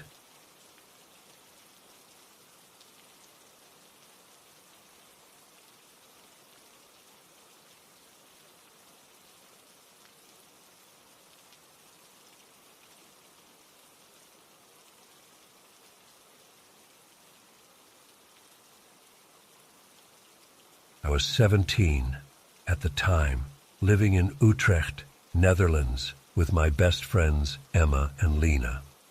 We were typical teenagers, obsessed with our phones, always looking for the next adventure. One night, we decided to try our luck on Tinder. We knew we were underage, but we figured we could pass for 18 easily enough. After swiping for a while, we matched with this cute guy named Thomas, who said he was 18. We chatted for a bit and he suggested meeting up at a local bar called the Blue Anchor. We were thrilled, our first Tinder date. We spent hours getting ready, doing our makeup and picking out our cutest outfits. Looking back, we were so naive. When we got to the bar, we realized we had a problem. None of us had fake IDs, but the bouncer barely glanced at us as we walked in, clearly not caring about checking. The place was dimly lit and packed with people. We looked around for Thomas but didn't see anyone matching his profile pic. After about 15 minutes of awkwardly standing near the bar, this older guy approached us. He looked to be in his early 30s, tall with dark hair and piercing blue eyes. He introduced himself as Mark and asked if we wanted to join him for a drink. We hesitated at first, but he was charming and insisted on buying us whatever we wanted. Against our better judgment, we accepted. Mark led us to a corner booth and ordered a round of beers. We sipped them slowly, still scanning the room for Thomas. Mark asked us all kinds of questions, where we went to school, our hobbies, our families. Looking back, he was clearly fishing for information. As the night went on, Mark kept the drinks coming. I started to feel a bit dizzy and noticed Emma was slurring her words. Only Lena seemed relatively sober. Mark's demeanor had shifted too. He was sitting closer to us, putting his arm around Emma's shoulders, touching Lena's leg. It made me deeply uncomfortable, but I felt too hazy to say anything. That's when I noticed the bartender, a woman in her 40s, watching us intently. She caught my eye and gestured for me to come over. I excused myself to use the restroom and made my way to the bar. "Listen, honey, you need to get your friends and leave right now," she said in a low, urgent voice. "That man is bad news. He comes in here all the time, always targeting young girls like you. Last month a girl went missing after leaving with him." A chill ran down my spine. I mumbled a thank you and rushed back to our table. I whispered to Lena what the bartender had told me. Her eyes went wide with fear. "We need to go," I said loudly. "Our parents just called and we have to get home." Mark's expression darkened. "But the night's still young. Stay for one more drink." "No, we really can't," Lena said firmly, helping Emma to her feet. Mark stood up, blocking our path. "I insist," he said, his voice low and menacing. My heart was pounding. I thought we were trapped. But then the bartender appeared beside us. "Is there a problem here?" she asked, staring Mark down. He hesitated, then stepped aside. "No problem at all. The ladies were just leaving." We practically ran out of the bar, not stopping until we were several blocks away. Emma was sobbing, the reality of what almost happened sinking in. We called a taxi and went straight home, too shaken to speak. The next day, we debated whether to go to the police. But we were scared of getting in trouble for using fake Tinder accounts and being underage in a bar. So we kept quiet, deleting our profiles and swearing never to do anything so reckless again. It's been months, but I still have nightmares about Mark's cold blue eyes and what might have happened if that bartender hadn't intervened. I shudder to think how many other girls weren't so lucky. I know we made a huge mistake that night. We put ourselves in real danger by lying about our age and meeting a stranger. But I also can't shake the feeling that we were deliberately targeted. The whole thing, the fake Tinder profile, Mark being there waiting, it felt like a carefully laid trap. Sometimes I wonder if Thomas even existed, or if it was Mark all along, luring naive girls to that bar. The thought makes me sick. I still haven't told my parents what happened. How do you even begin to explain something like that? But I needed to share this story as a warning to others. Trust your instincts. Be careful who you talk to online, and never, ever meet up with a stranger alone. I consider myself incredibly lucky that we got out of there safely. But the experience shattered my sense of security and trust. I'm much more cautious now, always looking over my shoulder. Part of me wants to track Mark down and make sure he can't hurt anyone else. But mostly, I just want to forget that terrifying night ever happened. If you're reading this and considering meeting someone from the internet, please be so careful. Things aren't always what they seem. What looks like an exciting adventure can turn into a nightmare in the blink of an eye. I learned that lesson the hard way, and I'll carry it with me forever.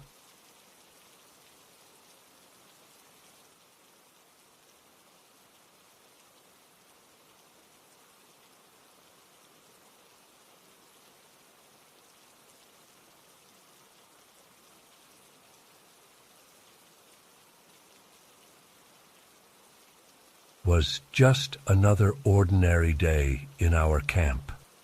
The sun was beating down mercilessly, as it always did in those parts. My great-great-grandfather, let's call him Nakohe, was just a young boy at the time, maybe 12 or 13 years old. He was out collecting firewood with some of the other kids when they heard the first screams. At first, they thought it was just the women calling them back for lunch. But then the screams got louder, more frantic. Nakohe dropped his bundle of sticks and ran towards the camp, his heart pounding in his chest. As he got closer, he could see smoke rising above the teepees. And then he saw them, the scalp hunters. There must have been at least 20 of them, maybe more. They came out of nowhere, on horseback, whooping and hollering like demons straight out of hell. Nakohe froze in terror as he watched them charge into the camp, guns blazing and knives flashing in the sunlight. The Tonkawa warriors tried to fight back, but they were caught completely off guard. It was a massacre. Nakohe saw his father fall, an arrow protruding from his chest. His mother was dragged from their teepee, screaming. He wanted to run to her, to help her, but his legs wouldn't move. One of the older boys grabbed Nakohe and pulled him into the bushes. "Hide," he hissed. "Don't make a sound." And then he was gone, running back towards the camp with a knife in his hand. Nakohe never saw him again. For what felt like hours, Nakohe huddled in those bushes, shaking uncontrollably. He could hear the screams, the gunshots, the sickening sound of metal slicing through flesh. The smell of blood and smoke filled his nostrils. He wanted to vomit, but he was too scared to make a sound. Finally, after what seemed like an eternity, the noises stopped. The scalp hunters had finished their grisly work. Nakohe could hear them laughing, congratulating each other as they rode away. He waited until he couldn't hear their horses anymore before he dared to move. When he finally emerged from his hiding place, the sight that greeted him was worse than anything he could have imagined. Bodies were strewn everywhere, mutilated beyond recognition. The ground was soaked with blood. Teepees were still smoldering, sending plumes of acrid smoke into the air. Nakohe wandered through the carnage in a daze, desperately searching for any sign of life. But there was none. Everyone he had ever known and loved was gone. His entire world had been wiped out in the span of a few hours. As the reality of his situation began to sink in, Nakohe knew he couldn't stay there. The scalp hunters might come back, or worse, the scavengers would soon arrive to feast on the dead. With a heavy heart, he gathered what supplies he could find, a knife, a water skin, some dried meat, and set off. He had heard the elders speak of a place called El Paso, where there were white men who might help him. It was far to the west, across harsh and unforgiving terrain. But it was his only hope. The journey was brutal. Nakohe walked for days, his feet blistered and bleeding. The sun scorched his skin by day, and the cold desert nights left him shivering uncontrollably. He rationed his meager supplies as best he could, but soon they ran out. Hunger gnawed at his belly, a constant, painful reminder of his desperate situation. He tried to hunt, but he was weak and inexperienced. The few animals he saw were too quick for him to catch. On the 5th day, when Nakohe thought he couldn't go on any longer, he stumbled upon the carcass of a buffalo. It had been dead for some time, and the meat was rotten and crawling with maggots. But Nakohe was so hungry that he didn't care. He cut open the animal's stomach and, fighting back waves of nausea, ate the partially digested grass he found inside. It was the most disgusting thing he had ever tasted, but it kept him alive. He carried some of it with him, forcing himself to eat it when the hunger became unbearable. The thought of it still makes me want to gag. Somehow, against all odds, Nakohe made it to El Paso. He was more dead than alive when he staggered into town, sunburned, emaciated, and barely able to stand. A kind-hearted woman took him in, nursed him back to health, and eventually adopted him as her own. But Nakohe never forgot what happened to his people. The memories haunted him for the rest of his life. He would wake up screaming in the night, reliving the horrors of that day. Even as an old man, his hands would shake when he spoke of it. He made sure to pass the story down to his children, and they to theirs, so that the sacrifice of the Tonkawa would never be forgotten. And now, I'm sharing it with you. Sometimes, when I close my eyes, I can almost see it happening. I can hear the screams, smell the smoke and blood. It's like I was there, you know? I've had nightmares about it, even though it happened long before I was born. I've done some research over the years, trying to find out more about what happened. It turns out that scalp hunting was a real thing back then. The Mexican government actually paid bounties for Native American scalps. It's sickening to think about. I visited the site where it happened. There's nothing there now, just empty desert. But standing there, knowing what took place on that very ground, It sent chills down my spine. I swear I could feel the presence of those who died there, like their spirits are still lingering, unable to find peace. I often wonder how Nakohe found the strength to go on after witnessing such horror. How did he live with those memories? How did he not give up during that hellish journey across the desert?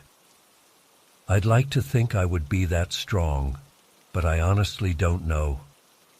This story has been a part of my family for generations, shaping who we are and how we see the world.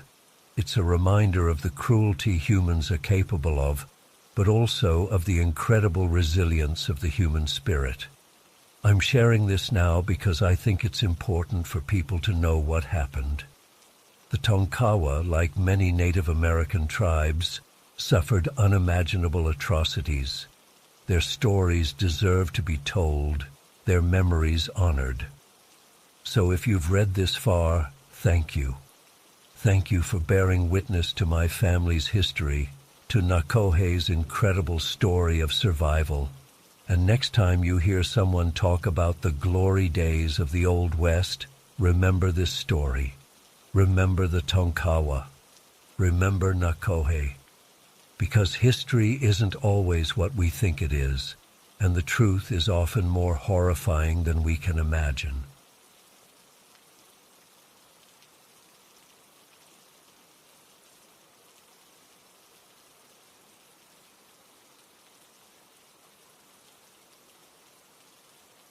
I never thought a simple day hike could turn into such a terrifying ordeal.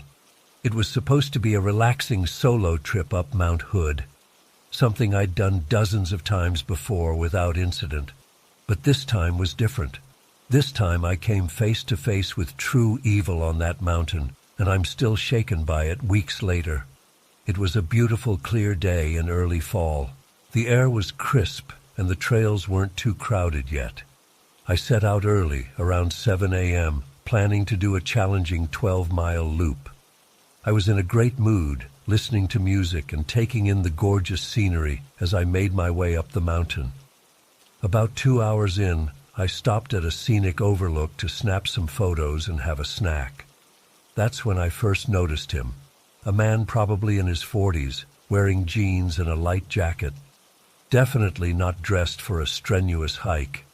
He was standing off to the side, staring intently in my direction. I tried to ignore the uneasy feeling in my stomach and focus on enjoying the view. As I packed up to continue on, the man approached me. "Excuse me, miss, but I believe you have my backpack," he said in an oddly calm voice. I was confused. The pack I was wearing was clearly mine. It was bright purple and covered in patches from my various travels. "I'm sorry, but this is definitely my pack," I replied, trying to stay polite. "I've had it for years." He shook his head and took a step closer. "No, you're mistaken. That's my pack, and I need you to give it back now." There was an unsettling intensity in his eyes that made my skin crawl. I took a step back, my heart starting to race. "Sir, I can assure you this is my pack. Please leave me alone." I turned to continue up the trail, hoping that would be the end of it, but I could hear his footsteps behind me. "You know, it's not nice to steal," he called out, his voice taking on an angry edge. "What would your parents think if they knew you were a thief?"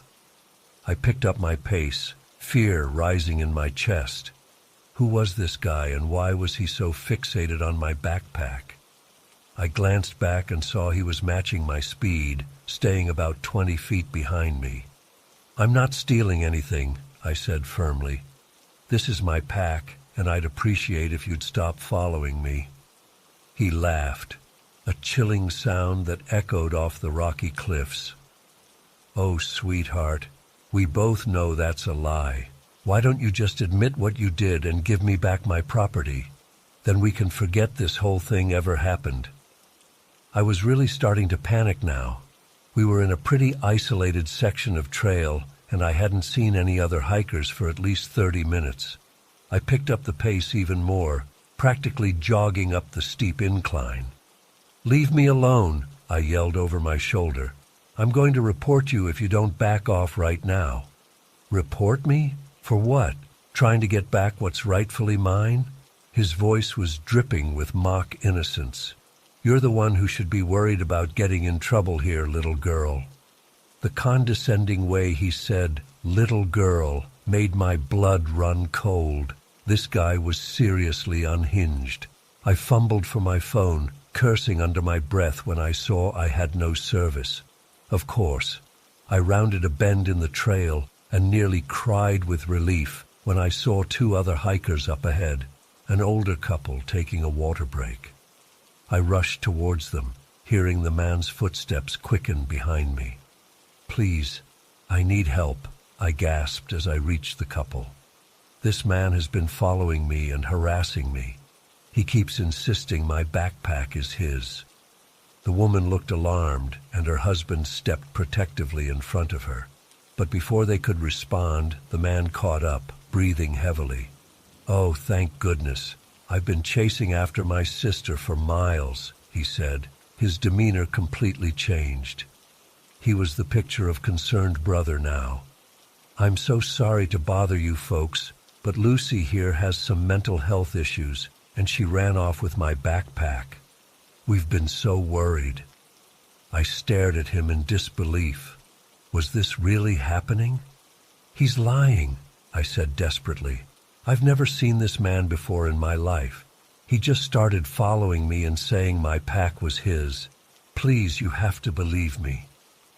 The couple looked back and forth between us, clearly unsure what to think. The man moved closer, reaching for my arm. "Come on, sis. Let's not bother these nice people any longer. Mom and Dad are waiting for us back at the car." I yanked my arm away and stumbled backwards. "Don't touch me. Someone please call the Rangers or the police or something. This man is dangerous." "Now, Lucy, there's no need to make a scene," he said in a patronizing tone. "Just give me the backpack and we can go home. You know how you get when you don't take your medication." Tears of frustration and fear were streaming down my face now. How could this be happening? How could anyone believe this lunatic? But then the woman spoke up. "Sir, I'm going to have to ask you to back away from her. We saw her hiking alone earlier, and she certainly didn't seem distressed then. I think it's best if you leave." The man's face darkened. "You don't understand. She needs help.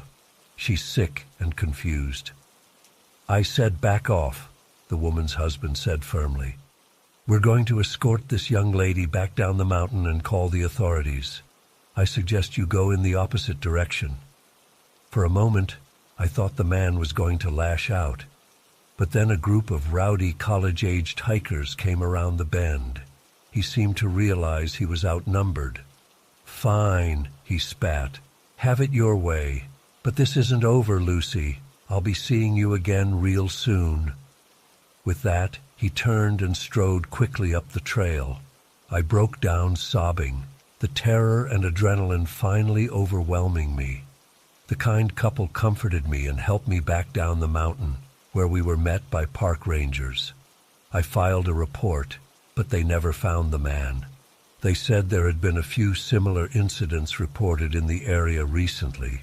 It's been weeks, but I still have nightmares about those cold, calculating eyes. I can't shake the feeling that he's out there, waiting. I don't know if I'll ever feel safe on a trail again. What started as a peaceful hike turned into the most terrifying experience of my life. I'm sharing this as a warning. Always trust your instincts and be aware of your surroundings, even in places that seem safe. You never know what kind of evil might be lurking just around the bend.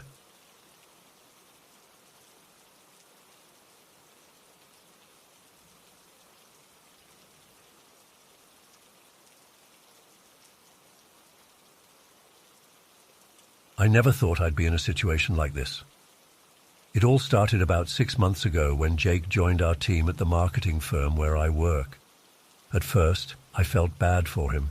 He had hearing loss and sometimes struggled to follow conversations. We all tried our best to accommodate him, speaking clearly and repeating things when needed. But within a few weeks, I started to notice some unsettling behavior from Jake. It began with inappropriate comments. He'd make crude sexual jokes or remark on women's appearances in the office. I brushed it off at first, not wanting to make a big deal out of it. Maybe he just had poor social skills, I thought. As time went on, though, his behavior got worse. He'd deliberately ignore instructions from our female team lead, Sarah, acting like he couldn't hear or understand her. But when the male manager spoke, he'd perk right up and follow directions perfectly. It became clear he was using his hearing impairment selectively. Things escalated further when Jake started physically intimidating the women in the office. He'd stand too close, blocking doorways or cornering people at their desks. I'd often find him hovering behind me while I was working, breathing down my neck. When I'd turn around startled, he'd just smile and shrug as if he didn't realize what he was doing. One day, I was working late and needed to use the restroom. As I walked down the hallway, Jake suddenly appeared and blocked my path. He stood there silently, not moving, forcing me to squeeze past him. As I did, I felt his hand brush against my backside. I froze, unsure if it was intentional or accidental. When I looked back, he was smirking at me. My skin crawled. After that incident, I started warning the other women to be careful around Jake. We'd try to avoid being alone with him, always keeping our guard up. But it was exhausting constantly being on edge at work. I dreaded coming to the office each day, never knowing what Jake might do or say. The final straw came last week. I was in a meeting with Jake and another co-worker, Lisa. Jake kept interrupting Lisa, talking over her and dismissing her ideas. At one point, he reached across the table and put his hand on her thigh, squeezing it as he leaned in close to her face. Lisa looked terrified, too shocked to react. I'd had enough. As soon as the meeting ended, I marched straight to HR and reported everything. The comments, the intimidation, the touching. I felt sick to my stomach as I recounted all the incidents, but I knew I had to speak up. HR took my complaint seriously and launched an investigation. They interviewed other employees and reviewed security footage. Within days, Jake was called into a meeting with HR and upper management. I later found out he'd been terminated effective immediately. As Jake was being escorted out of the building, he started shouting about discrimination and threatening lawsuits. He locked eyes with me across the office, his face contorted with rage. "This isn't over," he yelled. "You'll regret this." Security had to physically remove him as he continued ranting. In the days since, the office has felt much calmer. There's a sense of relief among the women especially, but I still feel on edge, worried that Jake might try to retaliate somehow. I keep replaying his threats in my mind. I'm glad I spoke up, but part of me wishes I'd done it sooner. How many other women did Jake harass before I finally said something? Could I have prevented some of it if I'd reported the early red flags? This whole ordeal has been eye-opening. I never imagined I'd experience workplace harassment like this, especially not from someone with a disability.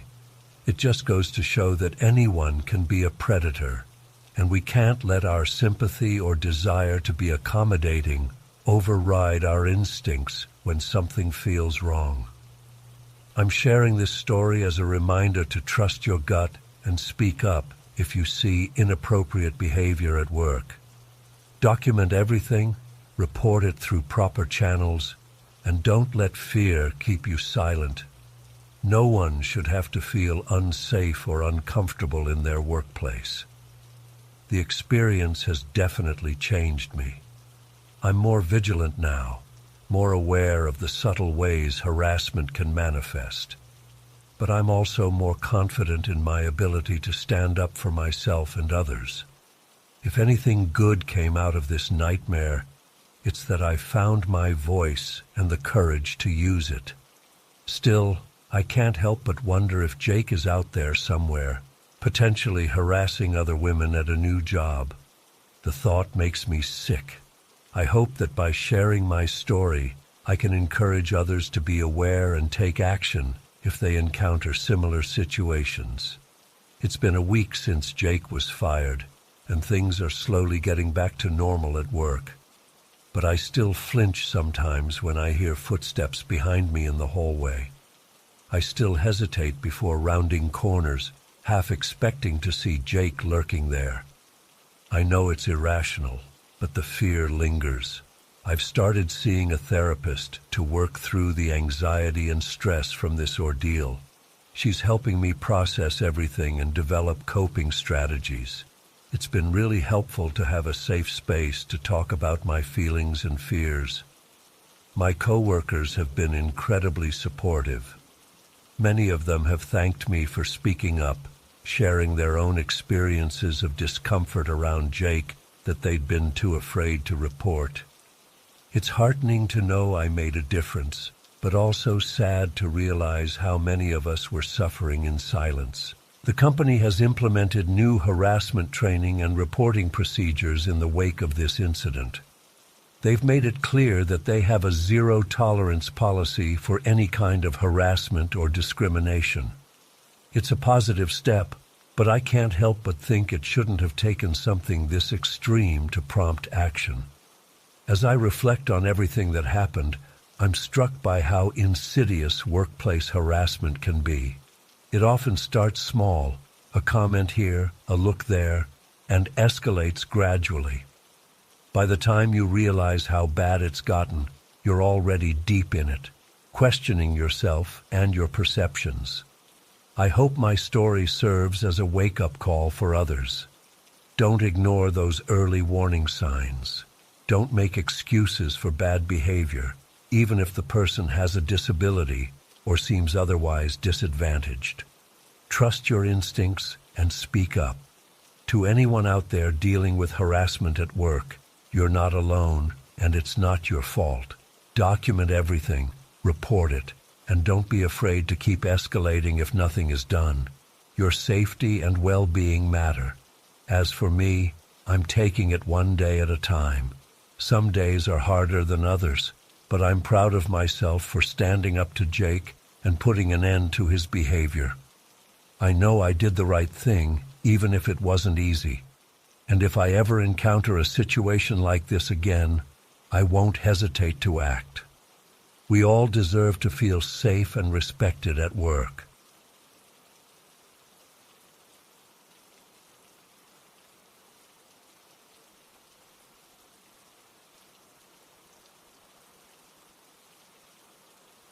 But as we settled in for the night, I had an uneasy feeling I couldn't shake.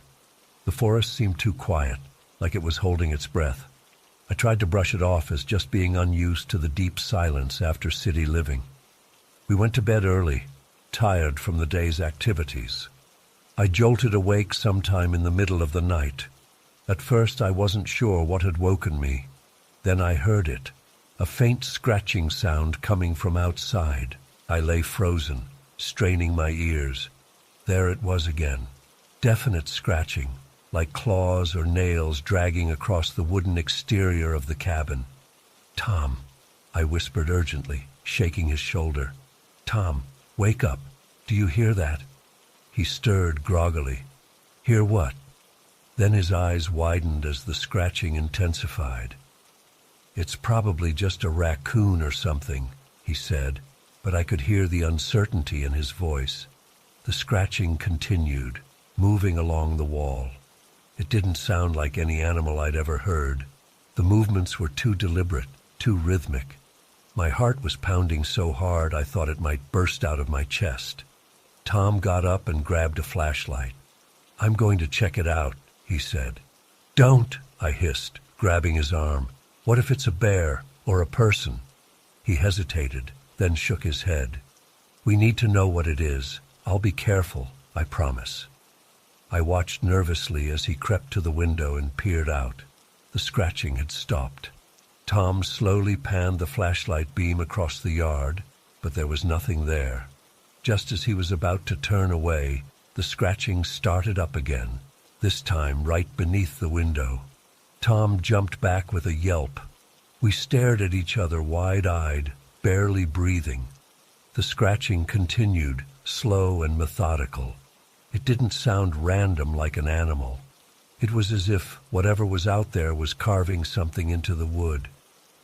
"We need to call for help," I whispered. Tom nodded and grabbed his phone, but there was no signal. Of course, we were miles from the nearest town. We were on our own. The scratching continued for what felt like hours, moving from one part of the cabin to another. We huddled together on the bed, jumping at every creak and groan of the old wooden structure. I kept imagining horrible things: a deranged hermit, a vengeful spirit, some kind of forest demon. My mind was running wild with terrifying possibilities. Finally, as the faintest light of dawn began to creep through the windows, the scratching stopped. We waited, hardly daring to breathe, but the forest remained silent. "I'm going to check outside," Tom said after a while. I wanted to stop him, but I knew we couldn't just stay trapped inside forever. So I nodded, my throat too tight with fear to speak. Tom cautiously opened the door, peering out. When nothing jumped out at us, he stepped onto the porch. I followed close behind, clutching a heavy flashlight as a makeshift weapon. We slowly circled the cabin, examining every inch of the exterior walls. At first we saw nothing, and I started to wonder if we had imagined the whole thing. But then we turned the corner to the back of the cabin and stopped dead in our tracks. There, carved into the wooden siding, were strange symbols, unlike anything I'd ever seen. They looked ancient, primal, curves and jagged lines forming intricate patterns. Some of the carvings were so deep they had splintered the wood. "What the hell?" Tom breathed. I felt the blood drain from my face as I stared at the bizarre markings. "Tom, these look like demonic symbols," I whispered. He shook his head. "That's crazy. It must have been some kind of animal." But we both knew no animal could have made such precise, deliberate carvings, and some of the symbols were chest-high, far too tall for any local wildlife. "We need to leave," I said, my voice shaking. "Now." Tom didn't argue. We rushed back inside and threw our belongings haphazardly into our bags. I kept glancing nervously out the windows, half expecting to see some horrific creature staring back at me.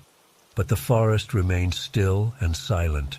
We were in the car and speeding down the dirt road within minutes. I didn't start breathing normally until we hit the main highway.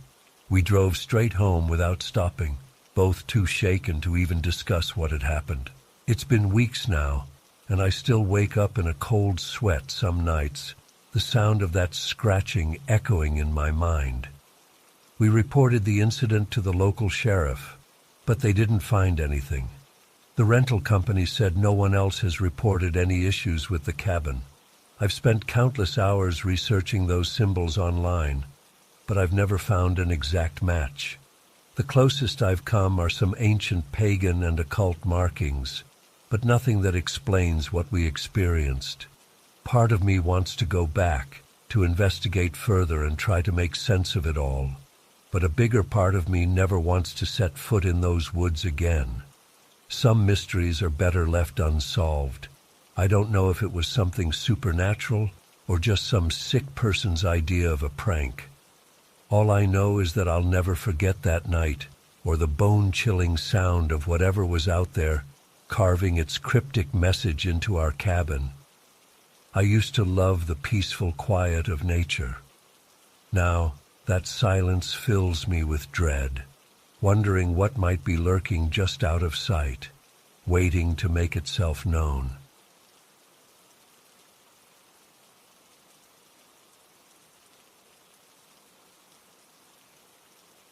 I still remember that day like it was yesterday. The crisp mountain air, the crunch of pine needles under my boots, the peaceful solitude of the forest. It all started out so perfect. But things can change in an instant out there in the wilderness.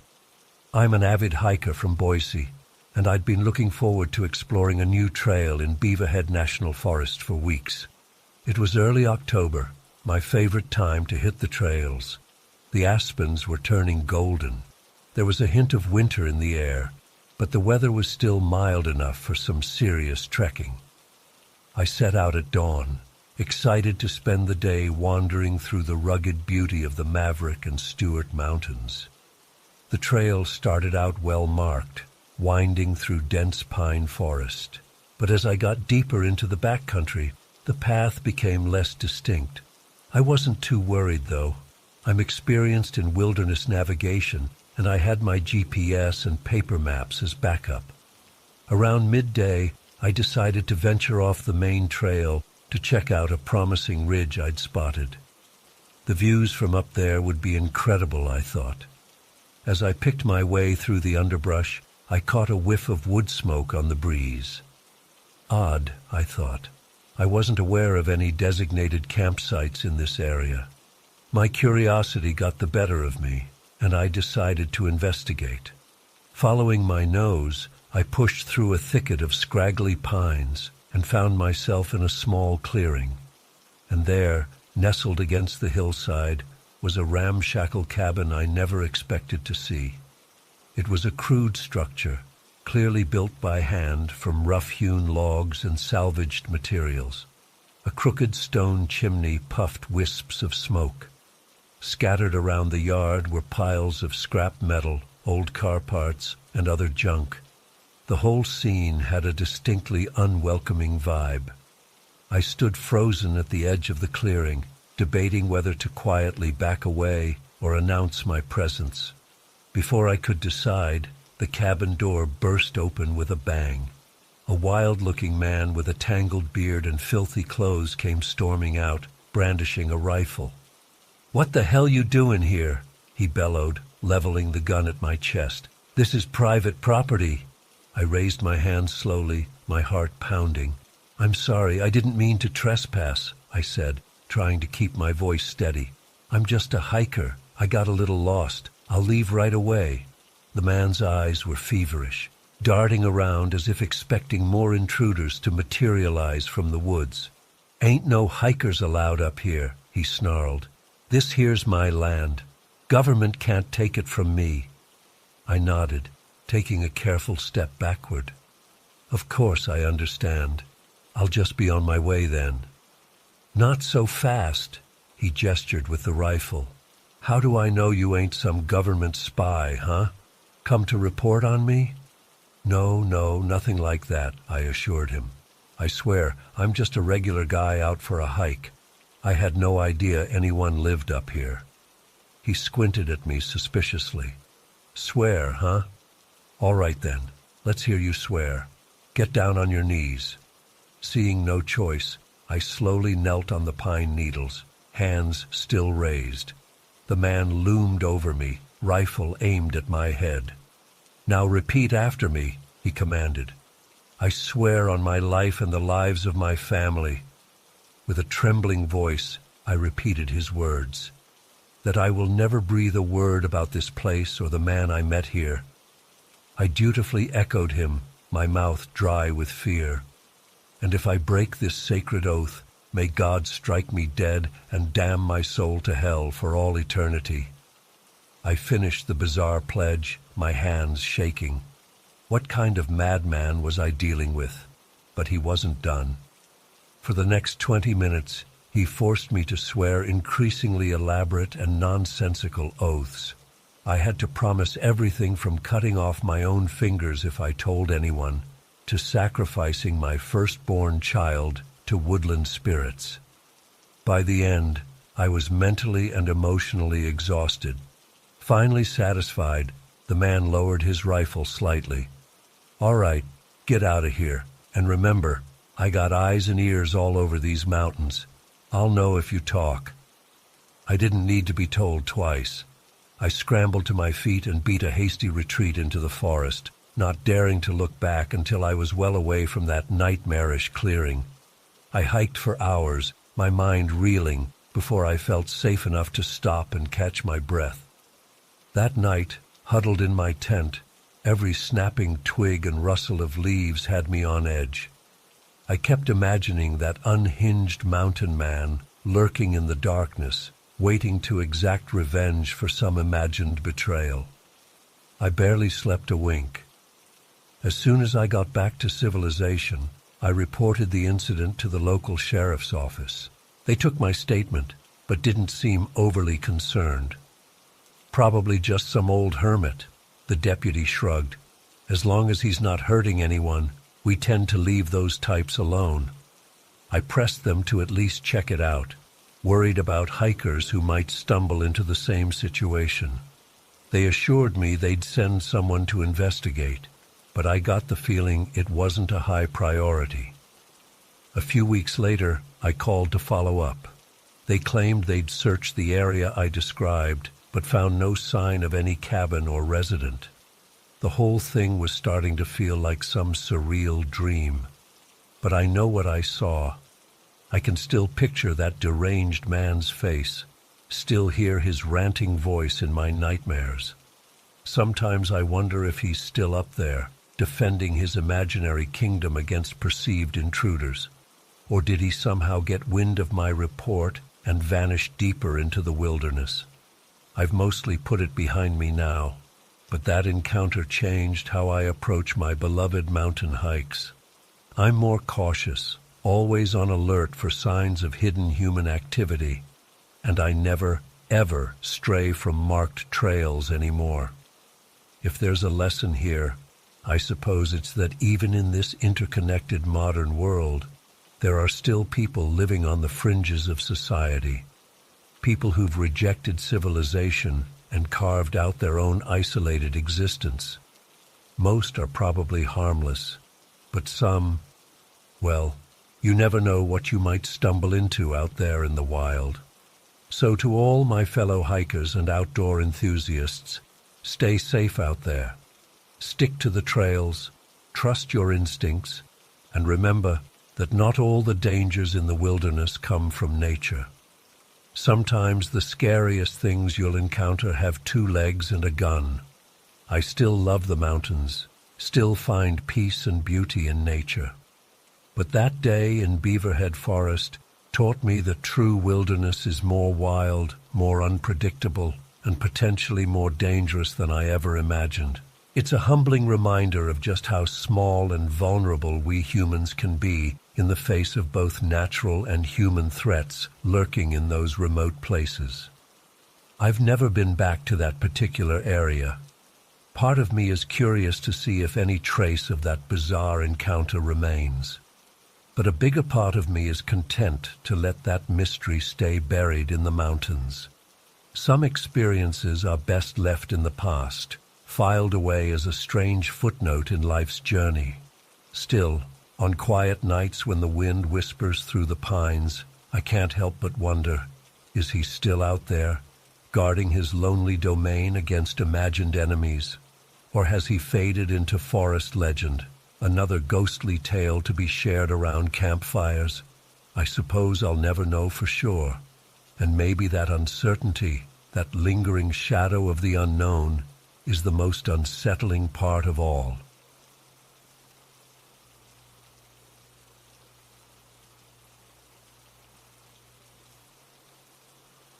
I'm an avid hiker, and I've been exploring the trails at Stevens Creek for years. It's a beautiful area with dense forests and winding creeks, the perfect escape from the bustle of everyday life. I usually go a few times a month to clear my head and get some exercise. On this particular day in late October, I decided to check out some of the less traveled paths deeper in the woods. The fall colors were at their peak, and I wanted to soak in the scenery before winter set in. As I made my way along the trail, I noticed something odd tucked away in a small clearing, what looked like a makeshift shelter made of branches and leaves. Curious, I went over to investigate. It was definitely man-made, a small A-frame structure with a thatched roof. Inside I found some basic supplies, a tarp, water bottles, a few cans of food. Clearly someone had been camping out here, though it didn't look like they were currently around. As I continued my hike, I came across several more of these shelters scattered throughout the woods. They all had a similar construction and seemed to be stocked with survival gear. I started to get an uneasy feeling, wondering who would be building all these hidden camps deep in the forest. About an hour into my hike, I ran into another person on the trail, a middle-aged man with a scruffy beard carrying a large backpack. He introduced himself as Ron and said he was practicing wilderness survival skills.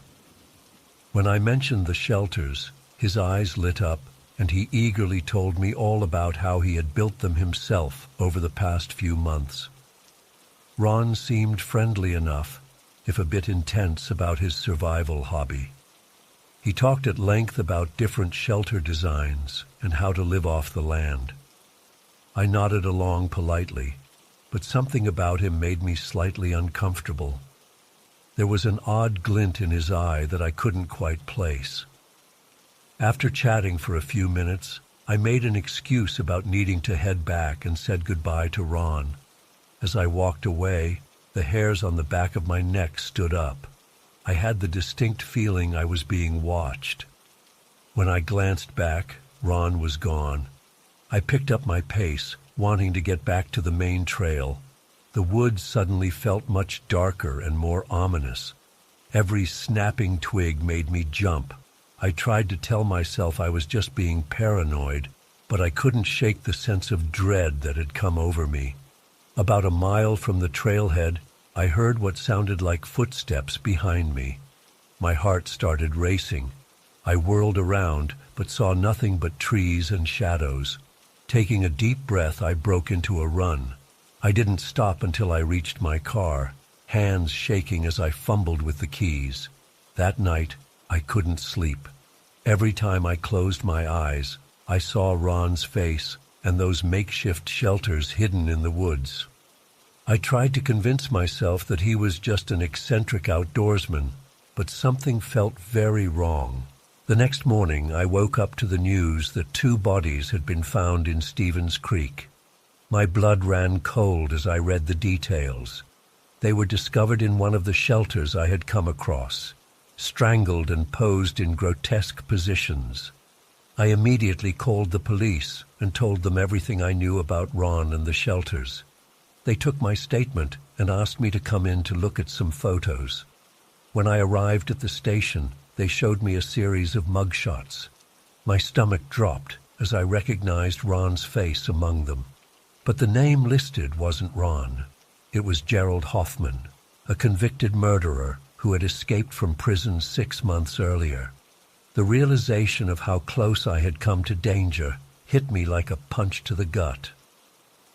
If I had lingered just a bit longer chatting with Ron that day, I could have easily become his next victim. The police assured me they were doing everything they could to track him down, but he seemed to have vanished into the wilderness. In the weeks that followed, I was plagued by anxiety and insomnia. Every sound outside my window made me jump. I kept replaying that day over and over, thinking of all the what-ifs. What if I had explored one of those shelters more thoroughly and stumbled upon him? What if he had decided to follow me all the way back to my car? I haven't been back to Stevens Creek since that day. I can't bring myself to set foot on those trails again. The thought of those hidden shelters scattered through the woods makes my skin crawl. Sometimes I wonder if he's still out there, waiting for his next victim to wander by. The police never found Gerald Hoffman. The case went cold after a few months with no new leads, but I still check the news regularly, dreading the day I might see his face again. I know the odds are slim that he's still in the area, but I can't shake the feeling that he's watching me. Sometimes when I'm alone at night, I swear I can hear footsteps outside my house. I've tried to move on with my life, but that day changed me forever. I'm constantly looking over my shoulder, afraid of who might be lurking just out of sight. The woods I once found so peaceful now fill me with terror. I keep wondering about those poor victims and how many others may have crossed paths with Gerald without realizing the danger they were in. Rationally, I know the chances of running into another murderer in the woods are incredibly low, but the experience shattered my sense of safety and trust in strangers. I can't help but analyze every person I meet, looking for hidden motives or signs of danger. Some nights I still wake up in a cold sweat, heart pounding, certain that Gerald is standing over my bed. In my nightmares, I'm back on that trail, running desperately as footsteps crash through the underbrush behind me. I always wake up just as a hand grabs my shoulder. I know I should probably see a therapist to work through this trauma, but I'm afraid of sounding crazy. How do I explain the lingering terror I feel, months after a chance encounter in the woods? So I keep it bottled up, putting on a brave face for my friends and family while battling my demons in private. Writing this all out has been cathartic in a way. Maybe sharing my story will help me start to heal. But I don't think I'll ever forget that day at Stevens Creek, or the realization of how quickly an ordinary hike can turn into a nightmare. So if you're out exploring the wilderness, remember to trust your instincts. You never know what might be hiding just around the bend in the trail.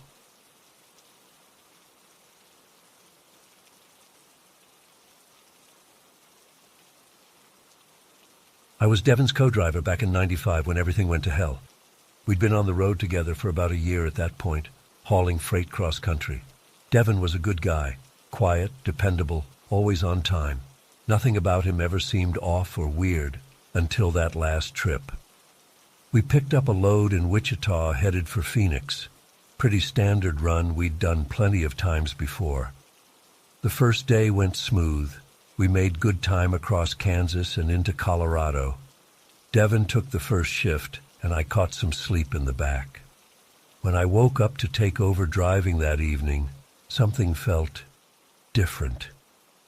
Devon was real jittery, drumming his fingers on the steering wheel and glancing around nervously. I figured maybe he'd had too much coffee or something, but when I asked if he was all right, he just mumbled, "Yeah, fine," and stared straight ahead. His eyes looked kinda glassy and unfocused. I tried to shake off the weird vibe as we switched seats. Devon climbed in back, but I could hear him tossing and turning instead of sleeping. Every so often he'd mutter something I couldn't make out. I kept glancing in the mirror, getting more and more uneasy. We crossed into New Mexico around midnight. That's when things really started going sideways. Devon suddenly sat bolt upright and yelled, "Stop the truck!" I nearly had a heart attack. I pulled over onto the shoulder and Devon went scrambling out of the cab before we'd even fully stopped. He ran out into the desert, stumbling in the darkness. I called after him, but he didn't respond. I grabbed a flashlight and followed, worried he was having some kind of medical emergency. When I caught up, he was on his knees, clawing at the dirt and mumbling. "Devon, what the hell are you doing, man?" I said, shining the light on him. He looked up at me with this crazed expression I'll never forget. His pupils were huge, like black pools. "They're coming," he whispered. "We have to hide. They'll find us if we don't hide." A chill ran down my spine. "Who's coming?" "Devon, there's nobody out here. Let's get back to the truck." He shook his head violently. "No, you don't understand. I can hear them. We need to go. Now." I managed to coax him back to the truck, but he was like a different person. Kept insisting we needed to change course, take back roads to avoid them. I was seriously freaked out at this point, wondering if he was having some kind of psychotic break. But we were in the middle of nowhere. All I could do was keep driving and hope to find a hospital or something. As we continued west, Devon got more and more agitated. He'd alternate between complete silence and frantic outbursts. Around 4 a.m. we crossed into Arizona. That's when Devon really lost it. "Turn here!" he suddenly screamed, grabbing the wheel. We swerved violently onto a small dirt road leading into thick forest. I fought to regain control as we bounced and skidded down the bumpy track. "Devon, stop! You're gonna get us killed," I yelled. But he was in some kind of frenzy, trying to wrestle the wheel away from me. We careened deeper into the woods until finally the truck slammed into a tree. The impact knocked the wind out of me. When I came to my senses a few seconds later, Devon was gone. The passenger door was open, and I could hear crashing sounds in the underbrush, like someone running full tilt through the forest. My head was spinning as I stumbled out of the cab. Dawn was just starting to break, casting weird shadows through the trees. I shouted for Devon but got no response. I was scared to leave the truck, but also terrified of what might happen to him out there in his state. I grabbed the flashlight and first aid kit and started searching. The woods were thick and disorienting. I'd catch glimpses of movement or hear something that sounded like footsteps, but every time I'd head that way, I'd find nothing. After what felt like hours, I finally spotted Devon in a small clearing ahead. He was on his knees again, rocking back and forth. As I got closer, I realized with horror that he was covered in blood. "Oh God, Devon, are you hurt?" I ran towards him but stopped short when he looked up at me. His eyes were completely blank, like there was nothing behind them anymore, and he was smiling. This eerie, vacant smile that made my skin crawl. "They're here," he said in a sing-song voice. "Can't you see them, all around us?" I glanced around nervously but saw nothing but trees and shadows. "Devon, you're hurt. We need to get you help." I reached out to him, but he suddenly sprang to his feet with unnatural speed. "No!" he snarled, his face contorting. "You're one of them. Stay back." Before I could react, he bolted into the woods again. I tried to follow, but it was like he'd vanished into thin air. I searched for hours, getting more and more lost and desperate. Finally, as the sun was setting, I managed to find my way back to the truck. I called for help on the radio, and within a couple hours, police and search and rescue teams arrived. They scoured those woods for days but never found a trace of Devon. It was like he'd been swallowed up by the forest. I was questioned extensively, of course. They thought maybe I'd done something to him at first, but eventually they seemed to accept my story, bizarre as it was. There was no evidence of foul play, and Devon's blood was found at the scene where I'd last seen him. For 2 years, it remained a complete mystery. Then a hiker found a human skull about 10 miles from where Devon vanished. DNA confirmed it was him. But there were no other remains, no clothing, nothing to explain what happened. It's been over 25 years now, and I still have nightmares about that night. I've racked my brain trying to make sense of it. Did he have some underlying mental illness that suddenly manifested? Did he take some kind of drug that caused a psychotic break? Or was there really something out there in those woods that only he could see? I don't know if I'll ever have answers. All I know is that the Devon I knew ceased to exist that night, replaced by something I still can't explain. Whatever happened out there in the Arizona wilderness, it was beyond anything I could have imagined, and a part of me is glad I never found out the whole truth.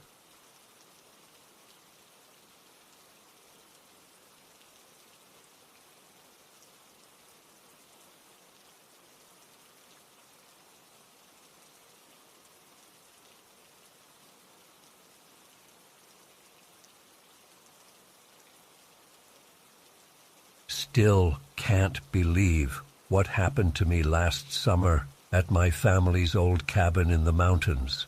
I've been trying to make sense of it for months, but I just can't wrap my head around it. Maybe writing it all down will help me process it. I don't know. It was supposed to be a quiet, relaxing summer. I had just finished my junior year of college and was looking forward to some time alone to decompress before senior year. My parents offered to let me stay at our family cabin for a few months to look after the place. It seemed perfect. Peaceful mountain air, gorgeous views, and plenty of time to catch up on reading and hiking with my dog Roscoe. The first couple weeks were great. I settled into a nice routine of morning hikes with Roscoe, afternoons reading on the porch, and evenings cooking simple meals and watching the sunset. The isolation was exactly what I needed after a stressful year. But then things started to get weird. It was little things at first. I'd come back from a hike to find objects moved around inside, a book on a different shelf, a mug in the sink I was sure I'd left on the coffee table. I chalked it up to my own forgetfulness at first. Then one night I woke up to some strange noises outside. It sounded like something large moving around, snapping twigs and rustling leaves. I figured it was probably just a deer or something and tried to go back to sleep. But Roscoe was on high alert, his ears perked up and a low growl in his throat. That dog has always had great instincts, so his reaction made me uneasy. The next morning I found some odd tracks in the mud near the cabin. They looked almost like bear prints, but not quite right somehow. Too large, with a strange shape to them. I tried to push my unease aside and go about my day, but I couldn't shake the feeling of being watched. That night, things escalated quickly. I was in the kitchen making a big pot of beef stew, comfort food to calm my nerves. Suddenly I heard a loud bang from the front of the cabin. Roscoe started barking like crazy. I grabbed a kitchen knife and cautiously went to investigate. The front door was wide open, banging in the wind. But I know for a fact I'd locked it earlier. As I approached to close it, I caught a glimpse of something moving in the shadows beyond the porch. It was huge, at least 7 or 8 feet tall, and seemed to be covered in dark fur. Before I could get a better look, it vanished into the trees. Completely freaked out, I slammed and locked the door, then did a thorough check of the whole cabin. Nothing else seemed disturbed. I tried to convince myself I was just seeing things, that my imagination was running wild. I went back to the kitchen to finish making dinner, my hands shaking as I stirred the stew. That's when I heard the unmistakable sound of the back door creaking open. My blood ran cold. I spun around to see an enormous, furry arm reaching into the kitchen. Before I could react, it grabbed the entire pot of stew off the stove and retreated. I caught another glimpse of the creature as it lumbered off the back porch, massively tall and broad, covered in shaggy dark fur, with unnaturally long arms. I don't know how long I stood there, frozen in shock. Roscoe's frantic barking snapped me back to reality. I grabbed my phone and the kitchen knife and ran to lock myself in the bedroom. With shaking hands, I tried to call for help, but of course there was no cell service. The landline was in the living room, and there was no way in hell I was going back out there. I spent a terrifying night huddled in the bedroom with Roscoe, listening to heavy footsteps and strange grunting noises outside. Sometimes it sounded like the creature was right outside the window. Other times it seemed to be circling the cabin. I clutched the knife and prayed for morning to come. As soon as the first light of dawn appeared, I made a break for my car. I threw some clothes and supplies in a bag, grabbed Roscoe, and sprinted outside. The creature was nowhere in sight, but I could see massive muddy footprints all around the cabin. My car was covered in long, deep scratches. I peeled out of there as fast as I could. About a mile down the mountain road, I had to slam on the brakes to avoid hitting a fallen tree blocking the way.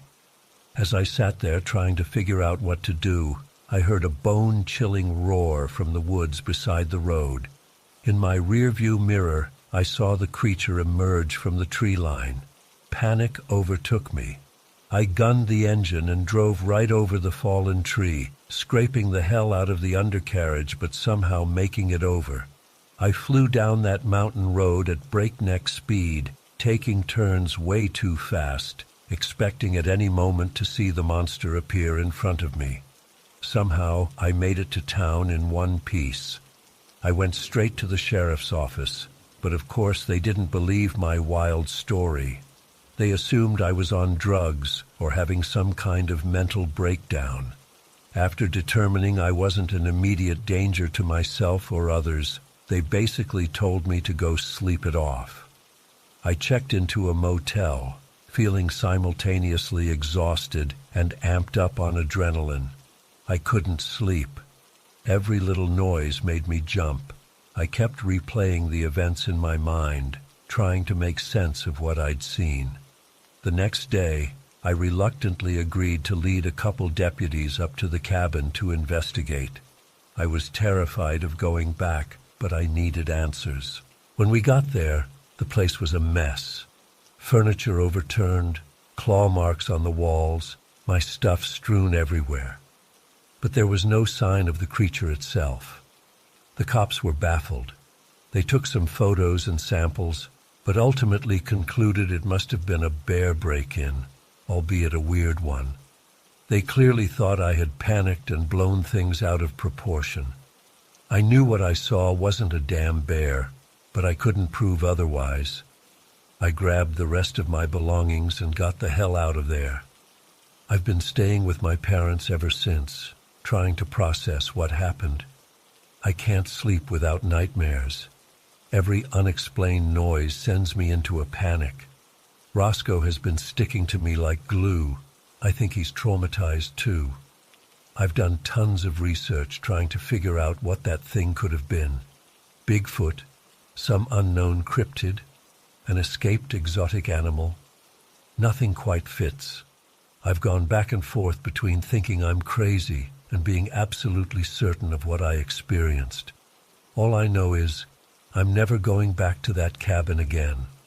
Whatever that creature was, it made it clear that humans aren't welcome in its territory. I just hope no one else has to go through what I did.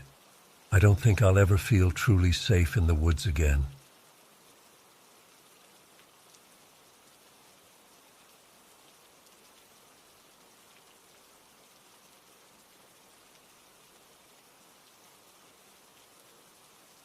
It all started when my buddy Jake called me in a panic.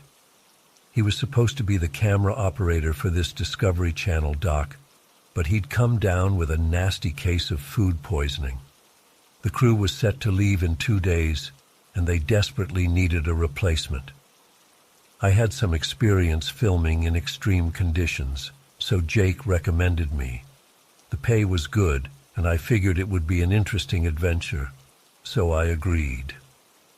48 hours later, I was on a plane to Kathmandu with a group of strangers. There was Rob, the presenter, a typical TV personality type with perfect hair and teeth. Willie was the other cameraman, a gruff veteran who'd been on tons of these shoots. Karen was our harried producer, constantly on her satellite phone trying to smooth over logistics. And then there was Haresh, our local guide. He was a short, wiry Nepali man with a perpetual grin, despite the fact that he chain-smoked like a chimney. After a day of prepping gear in Kathmandu, we set out in a couple of beat-up land cruisers toward the mountains. The plan was to spend 2 weeks trekking through remote villages, interviewing locals about Yeti sightings, and hopefully catching some atmospheric shots of the misty peaks. Pretty standard stuff for a cryptozoology doc. The first few days were uneventful. We'd hike for hours, set up camp, film some scenery, then do it all again the next day. Rob would do his pieces to camera, talking about the history of Yeti myths. Willie and I captured B-roll of the spectacular landscape. Karen stressed about schedules and budgets. Harish smoked and smiled. It was on day 5 that things started to get weird. We'd made camp near the base of a sheer cliff face. That evening, Harish came to us looking unusually serious. He said there was a system of caves nearby that the locals avoided. According to him, strange noises sometimes echoed from the caves at night, and animals refused to go near them. Rob's eyes lit up at this. It was exactly the kind of spooky local lore the producers wanted. The next morning, we hiked to the cave entrance. It was an imposing sight, a dark moor in the rock face, with icy stalactites hanging like teeth. As we set up lights and cameras, I felt a chill that had nothing to do with the temperature. Something about this place felt wrong. Rob did his intro spiel, and we began to make our way into the cave. The passage twisted and turned, forcing us to crouch and squeeze through narrow gaps. After about 15 minutes, the tunnel opened into a larger cavern, and that's when we heard it, a low moan echoing off the walls. We all froze.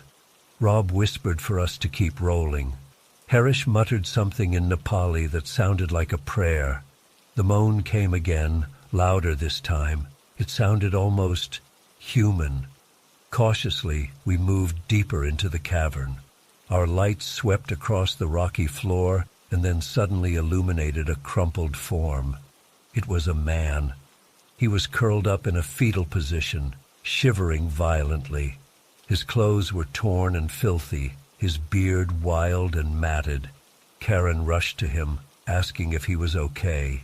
The man's eyes were wild with fear as he looked up at us. He started babbling in French. Luckily, Karen spoke some French and was able to communicate with him. His name was Jean-Pierre. He claimed to be part of a geological survey team that had been exploring the cave system 2 weeks earlier. They'd gotten separated, and he'd been lost ever since. But that wasn't the worst of it. Jean-Pierre said there was something else in the caves, something huge and terrifying that had attacked his team. We were all shaken by this. Was it just the ravings of a man driven mad by isolation, or could there be some truth to it?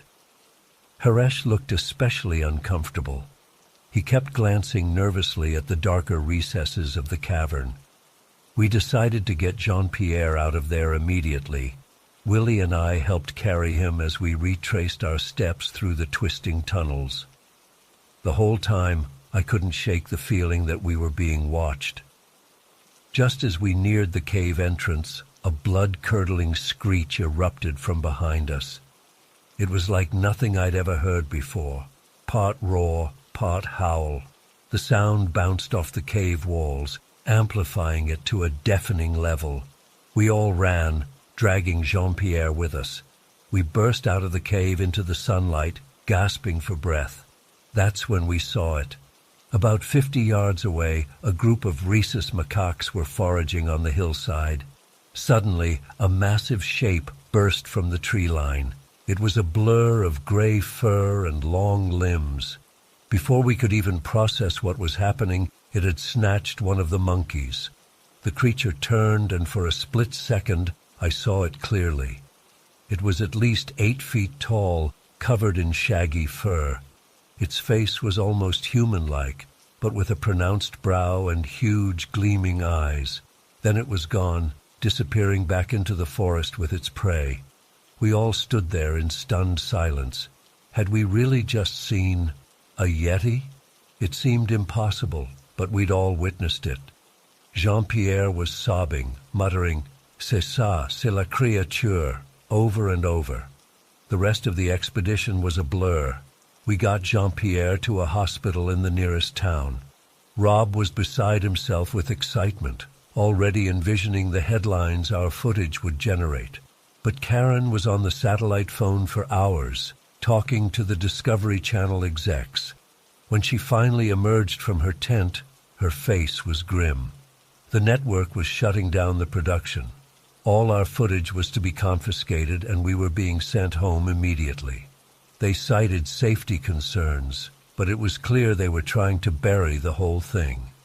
On the flight back, Willie managed to sneak me a memory card. "Insurance," he whispered. It contained some of the cave footage and a blurry shot of the creature attacking the monkey. I've kept it hidden ever since. It's been 3 months now, and I still have nightmares about what I saw in those mountains. The Discovery Channel has maintained complete silence about the expedition. I've tried contacting Jean-Pierre, but it's like he's vanished off the face of the earth. I don't know why they're covering this up. Maybe they don't think people are ready for the truth. Or maybe there are other forces at work, trying to keep the existence of these creatures secret. All I know is that what I saw was real, and somewhere in those remote mountains, something is out there, something that was never meant to be discovered.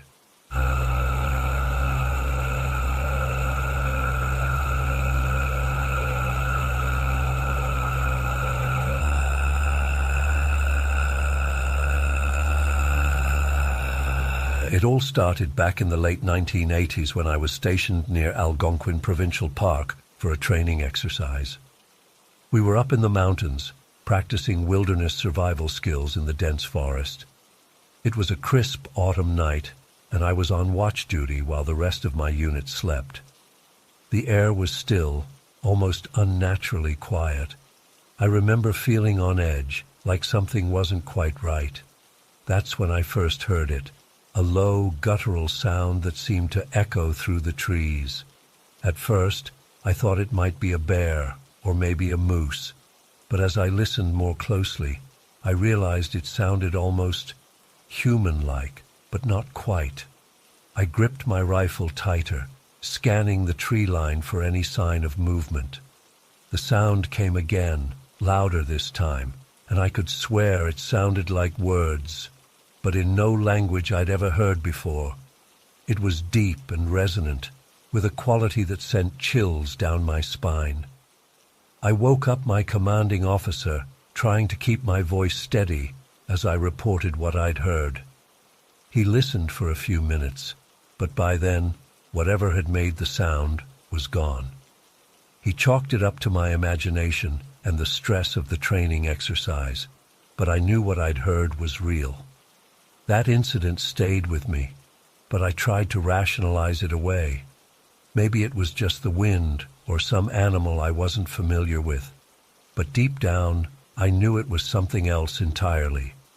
Years passed, and I had almost managed to convince myself that I'd imagined the whole thing. Then, in the early 2000s, I was deployed on a mission in Alberta. We were doing some routine patrols in a heavily forested area, miles from the nearest town. My partner and I were scouting ahead of the main group when we heard a commotion in the underbrush. We froze, weapons at the ready, expecting to see a bear or maybe some poachers. What we saw instead will stay with me for the rest of my life. It was massive, easily 8 feet tall, covered in thick, dark fur.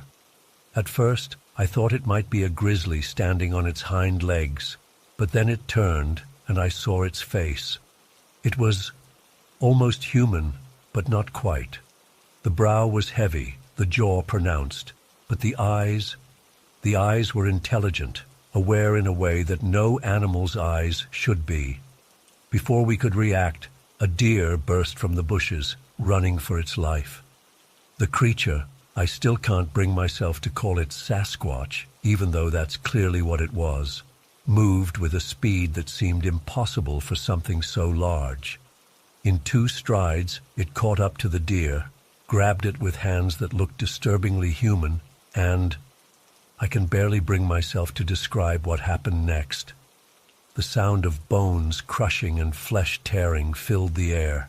In seconds, mere seconds, the deer was gone, consumed by this monstrous being. The strength, the brutality of it. It was like nothing I'd ever seen before. My partner and I stood there, frozen in shock and terror. The creature turned its head towards us, and for a moment, our eyes met. I saw recognition there, an intelligence that chilled me to my core. It knew we were there. It knew we had seen it, and it was deciding what to do about us. In that moment, I was certain we were going to die. My finger tightened on the trigger of my rifle, but I knew it would be useless against something like that. Then, as quickly as it had appeared, the creature turned and vanished into the forest, moving with a silence that seemed impossible for its size. We reported the incident, of course, but who would believe us? Our commanding officers listened politely, but I could see the skepticism in their eyes. They probably thought we had seen a bear, or that the stress of the mission had gotten to us. But I know what I saw. Since that day, I've done a lot of research. I've read about other sightings, other encounters. Some of them sound a lot like what I experienced, but nothing quite matches the sheer terror of standing there, watching this impossible creature, and knowing that it was aware of us too. I've never gone camping again. I can't bring myself to enter the deep woods, knowing what might be out there. Sometimes, late at night, I still hear that guttural, almost human voice from Algonquin in my dreams. And I wonder, how many other soldiers, hikers, or campers have encountered these beings and been too afraid to speak up? I'm sharing this now because I think people need to know. There's something out there in the Canadian wilderness, something that defies explanation. It's strong, it's fast, and it's intelligent. And if you ever find yourself in the deep woods and feel like something's watching you, trust that instinct, because you might just be right. I don't expect everyone to believe me.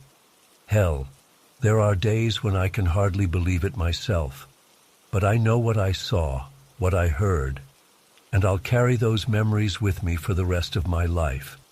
If you're ever in the Canadian wilderness, keep your eyes open and your wits about you, because you never know what might be watching from just beyond the tree line.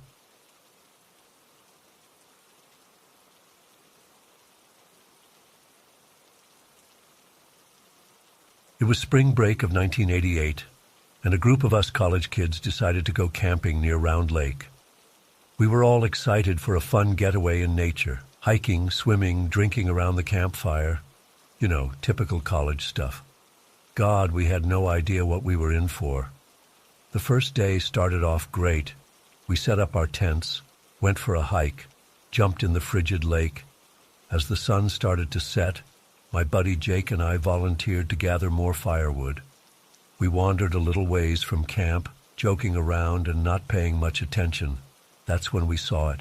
At first I thought it was a bear, but it moved all wrong. It was hunched over on all fours, covered in dark fur. My brain couldn't make sense of what I was seeing. Then it stood up on two legs, and I felt my blood run cold. It was huge, at least 7 feet tall.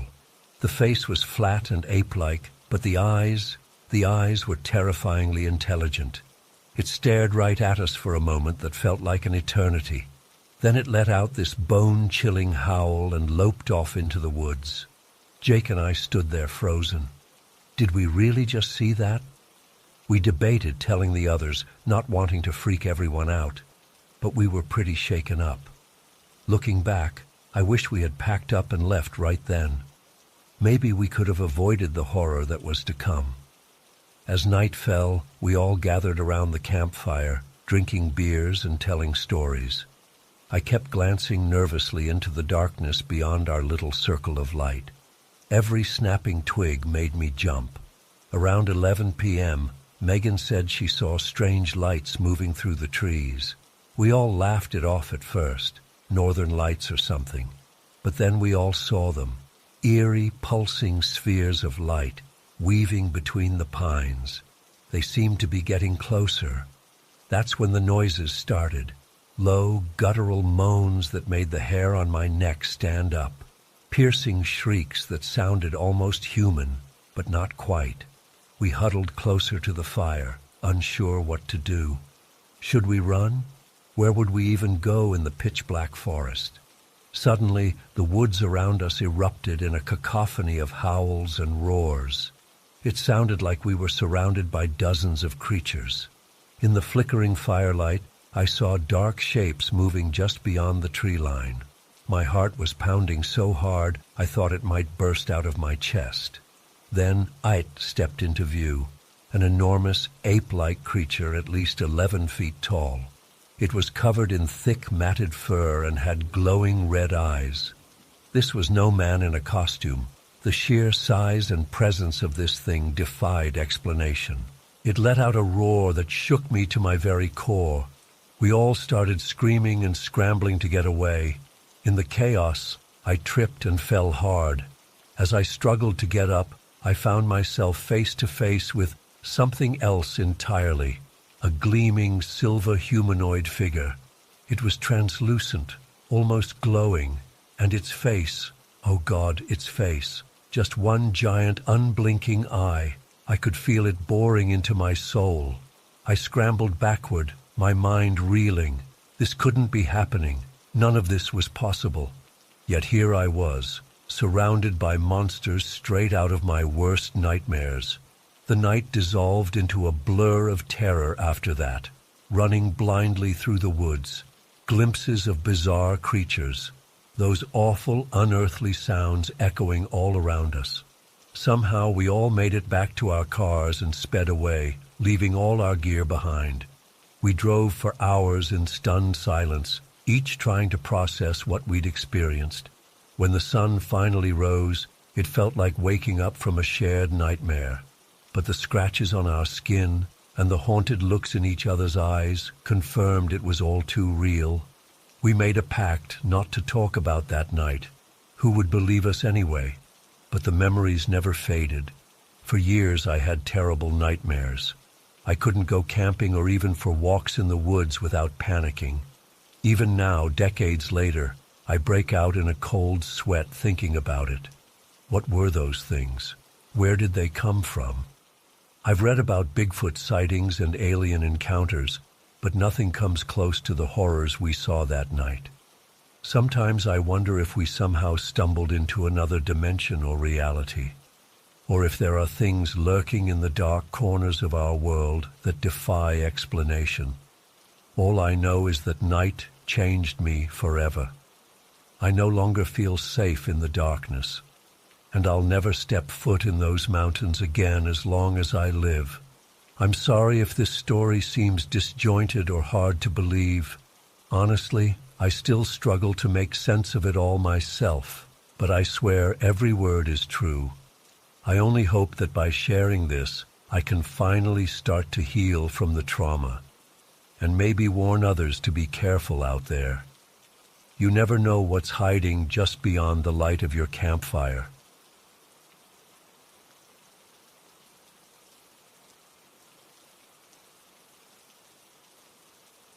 It started on what seemed like a normal day.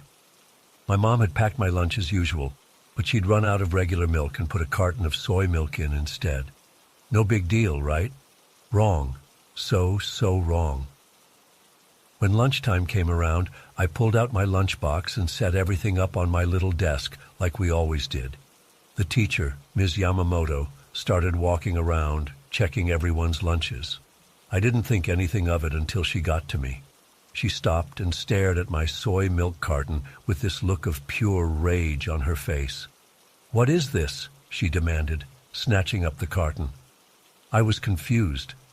"It's my milk," I said. "No, it's not," she hissed. "This is soy milk.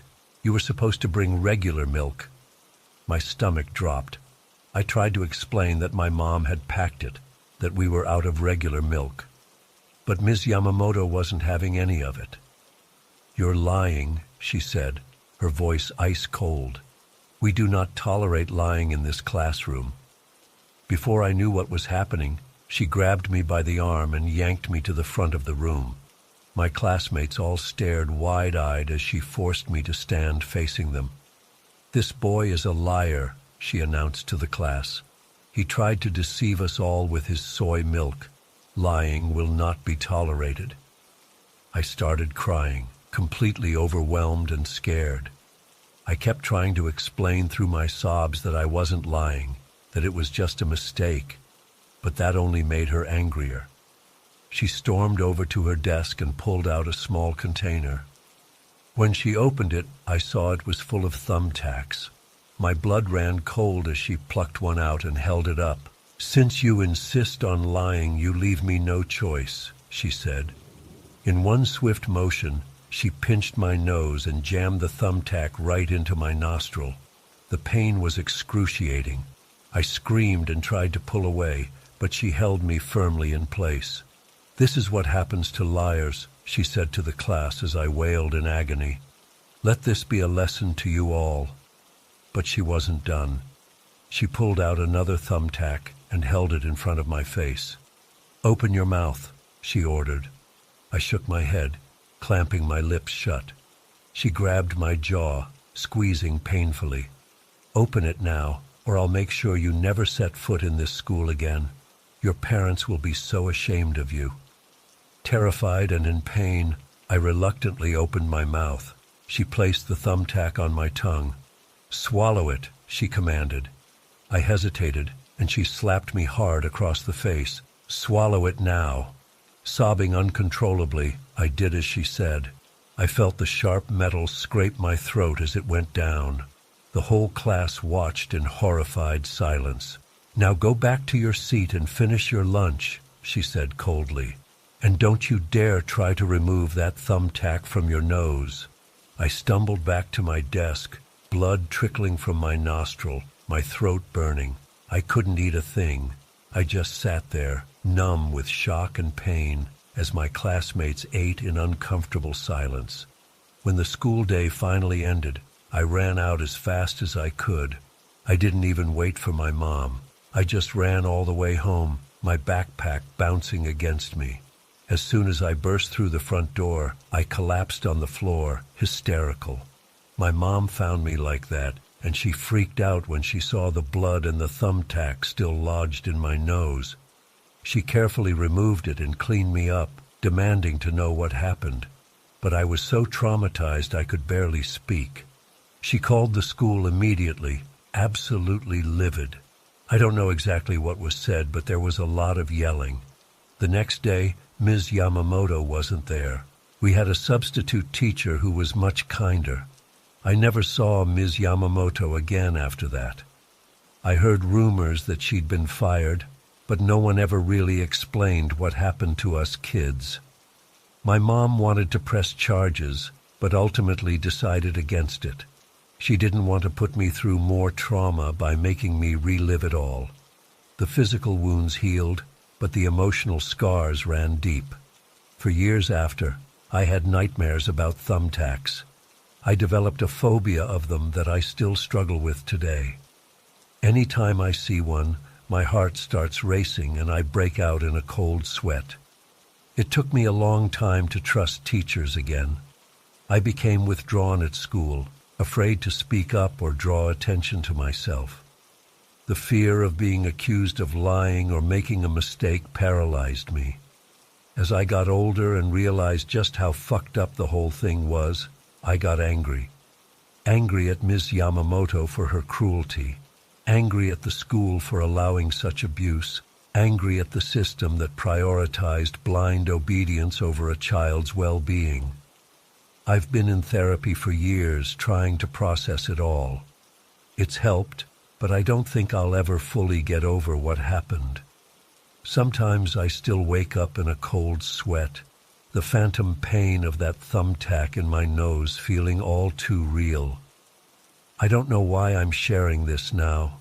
Maybe it's because I'm finally at a point where I can talk about it without completely falling apart. Maybe it's because I want people to know that this kind of abuse happens, even in places you'd least expect it. Whatever the reason, it feels good to finally get it out. If you've made it this far, thank you for reading. And if you're a teacher or work with kids, please, please be kind. You never know what kind of impact you'll have on a young life.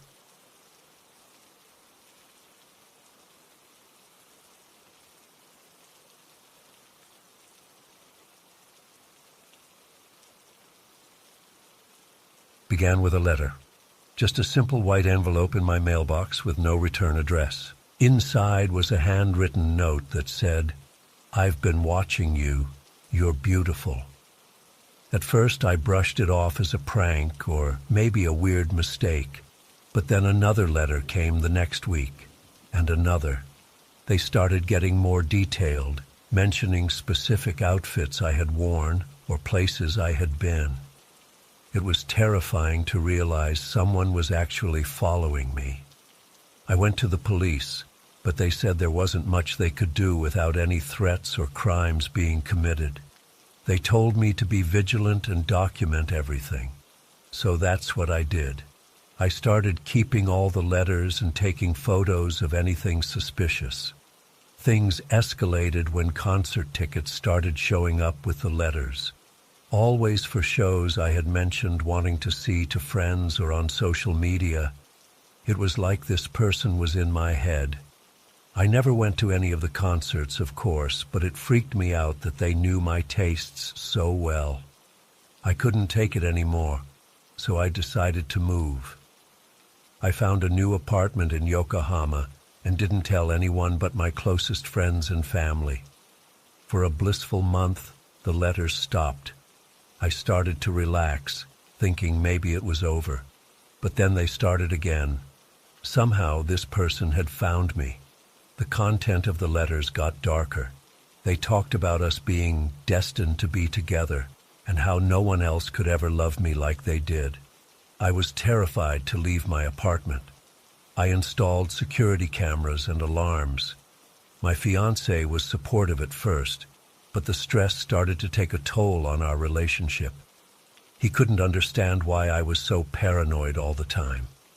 I moved again, this time to Saitama. And again, they found me. By this point, I was a nervous wreck. I couldn't sleep, couldn't eat. I was constantly looking over my shoulder. My work started to suffer, and my boss pulled me aside to ask if everything was okay. I couldn't bring myself to explain the situation, so I just nodded and said I was fine. The breaking point came about 6 months ago.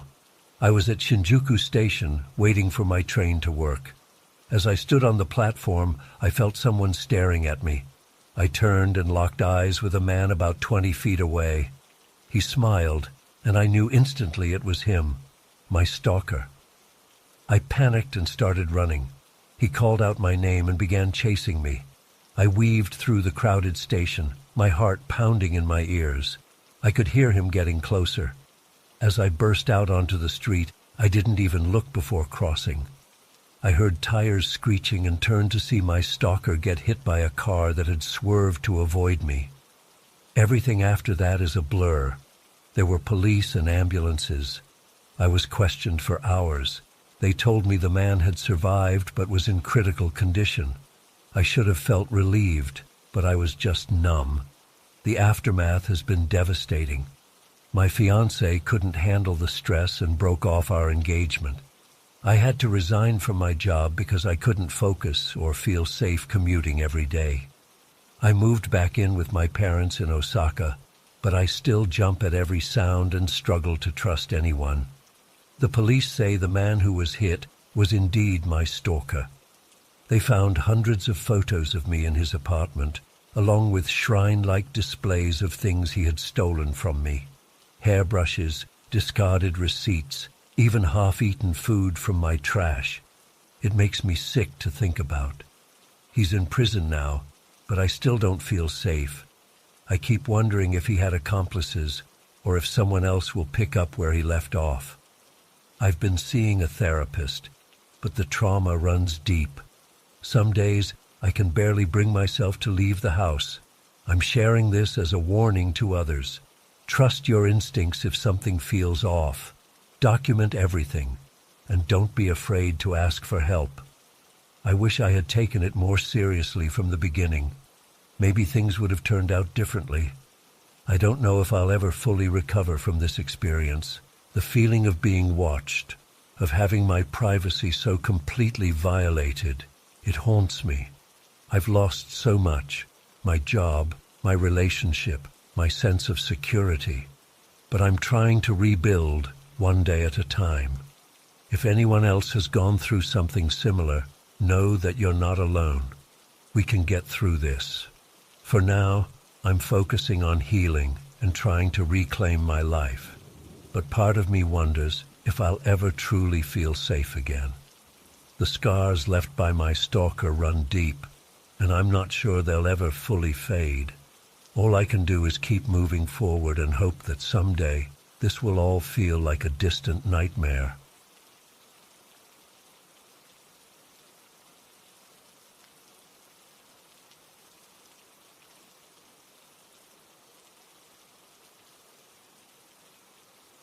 The day started like any other hiking day. I woke up early, packed my backpack with essentials, and set off just as the sun was rising. The air was crisp, and the mountains were shrouded in a light mist that gave everything an ethereal quality. I felt alive and invigorated as I began my ascent. For the first few hours, everything was perfect. The trail was challenging but manageable, and the views were breathtaking. I stopped occasionally to take photos and catch my breath, feeling grateful for the solitude and beauty surrounding me. As I ventured deeper into the mountains, the trail became less defined. I consulted my map and GPS frequently, making sure I was still on the right path. The dense forest seemed to close in around me, and I noticed the bird songs that had accompanied me earlier had faded away. An eerie silence settled over the area, broken only by the sound of my footsteps and the occasional rustle of leaves. It was early afternoon when I decided to take a break and refill my water bottle. I could hear the faint sound of running water nearby and decided to seek out the source.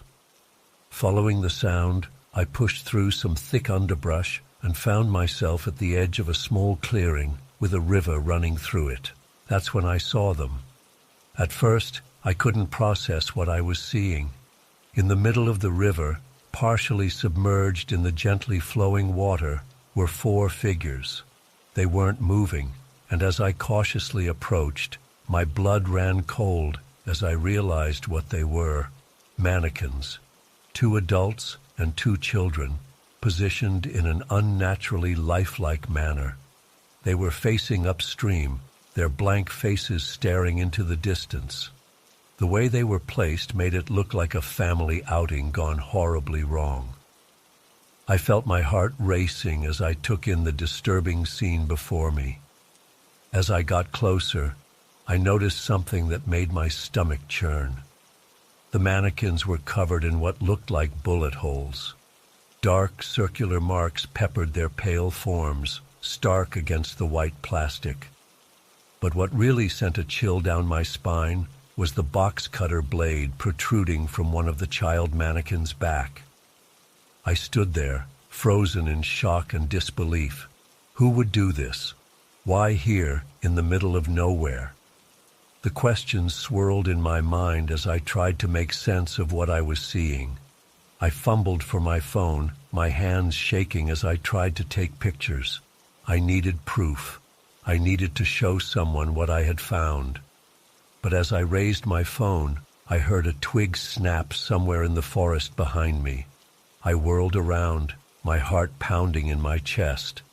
The dense foliage revealed nothing, but I couldn't shake the feeling that I was being watched. The hair on the back of my neck stood up, and a cold sweat broke out across my forehead. I turned back to the river, half expecting the mannequins to have disappeared or moved. But they were still there, silent and motionless in the gently flowing water. I took a deep breath, trying to calm myself. I needed to document this. I needed to report it to someone. With trembling hands, I managed to take a few photos. The images on my screen looked surreal, like something out of a horror movie. But this was real. This was happening right in front of me. As I lowered my phone, I noticed something I hadn't seen before. There was writing on the chest of one of the adult mannequins. I squinted, trying to make out the faded characters. It looked like Japanese, but I couldn't read it from where I stood. Against my better judgment, I decided to wade into the river for a closer look. The water was ice cold, numbing my feet as I carefully made my way towards the mannequins. The closer I got, the more unsettling they became. Their blank eyes seemed to follow me, and I could swear I saw one of the child mannequins' hands twitch. I shook my head, trying to clear my thoughts. It was just my imagination playing tricks on me. I focused on the writing, now close enough to read it. The characters were crudely etched into the plastic. Sitachi wo hyutsude, save us. A chill ran through my body that had nothing to do with the cold water. I stumbled backward, nearly losing my footing on the slippery riverbed. As I regained my balance, I heard another sound from the forest. This time, it was unmistakably footsteps. Panic gripped me. I splashed out of the river as fast as I could, not caring about the water soaking my clothes. I grabbed my backpack and started running back the way I came, my wet shoes squelching with each step. I ran until my lungs burned and my legs felt like lead. Only then did I slow down, gasping for air as I leaned against a tree. I looked back, half expecting to see someone, or something, chasing me. But there was nothing except the quiet forest. As my breathing steadied, I tried to make sense of what had just happened. Part of me wanted to believe it was all a hallucination, some strange effect of altitude and exhaustion. But the photos on my phone proved otherwise. The mannequins were real, and someone had put them there for a reason. I spent the rest of the hike constantly looking over my shoulder, jumping at every sound. When I finally made it back to civilization, I went straight to the local police station. The officers listened to my story with skeptical expressions, but they took down my report and copied the photos from my phone. They promised to investigate, but I could tell they didn't take it seriously. To them, it was probably just some elaborate prank or art installation. But I knew better. The fear I felt, the eerie silence of the forest, the inexplicable writing on the mannequin. It was all too real. It's been months since that day, and I still can't shake the memory of what I saw. I've tried researching similar incidents, looking for any explanation that might make sense. But I've found nothing. The police never followed up, and when I called to ask about the investigation, they said they found nothing at the site. Sometimes, late at night, I find myself staring at the photos on my phone. The mannequins stand there, frozen in time, their bullet-riddled bodies a silent testament to something I can't understand. And every time I look at them, I swear their positions have changed ever so slightly. I haven't been hiking since that day. The mountains that once brought me peace now fill me with dread. I can't help but wonder, what if I had arrived earlier or later? What if I had stayed longer? What if I had tried to move the mannequins? These questions haunt me, along with the memory of those blank faces staring up at me from the river. I don't know if I'll ever find answers, but one thing is certain. I'll never forget the day I stumbled upon the mountain mannequin mystery. And somewhere out there, in the depths of those mountains, I fear those mannequins are still waiting, silently pleading for someone to save them from whatever nightmare they're trapped in.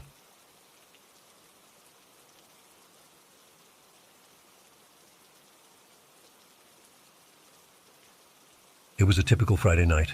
My buddy Jake and I had just finished our shift at the docks and decided to grab a few beers before heading home. We ended up losing track of time at our favorite dive bar, and by the time we left, it was well past midnight.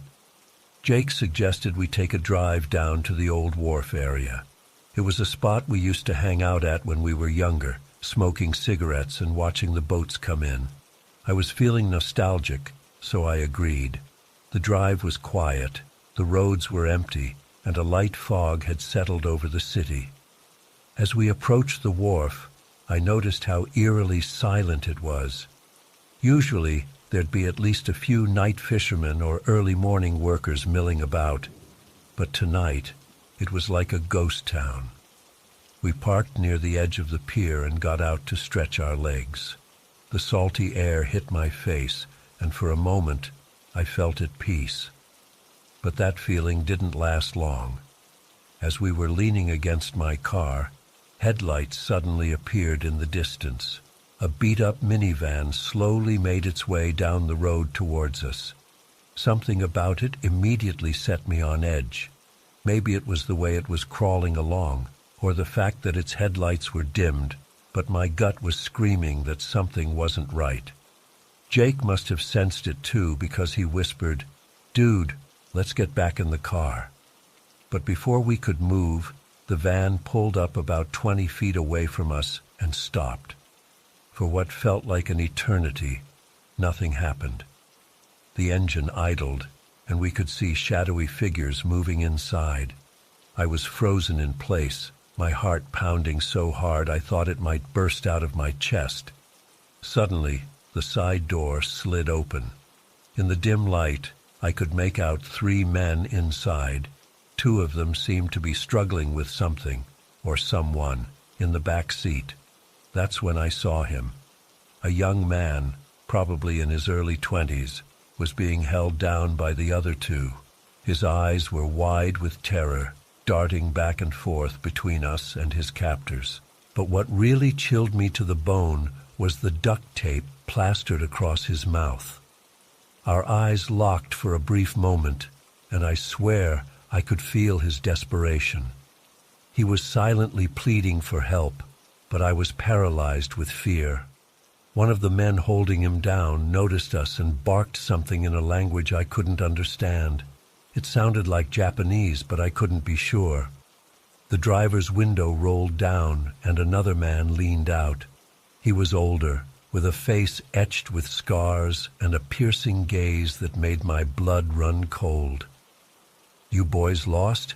he asked in heavily accented English. His tone was casual, almost friendly, but there was an underlying threat that made my skin crawl. Jake, always quicker on his feet than me, managed to stammer out, No, sir, we were just leaving." The man's lips curled into a sinister smile. "Good. This is no place for young men like yourselves at night. Dangerous things happen here."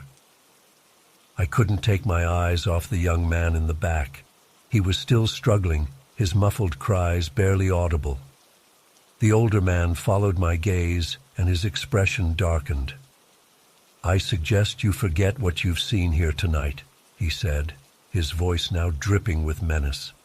"For your own safety, of course." I managed to nod, my throat too dry to speak. The man gave us one last warning look before rolling up his window.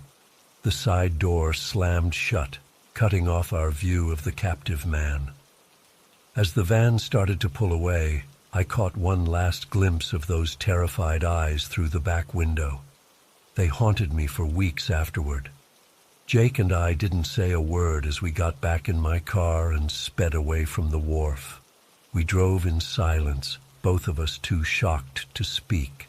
It wasn't until we were nearly home that Jake finally broke the silence.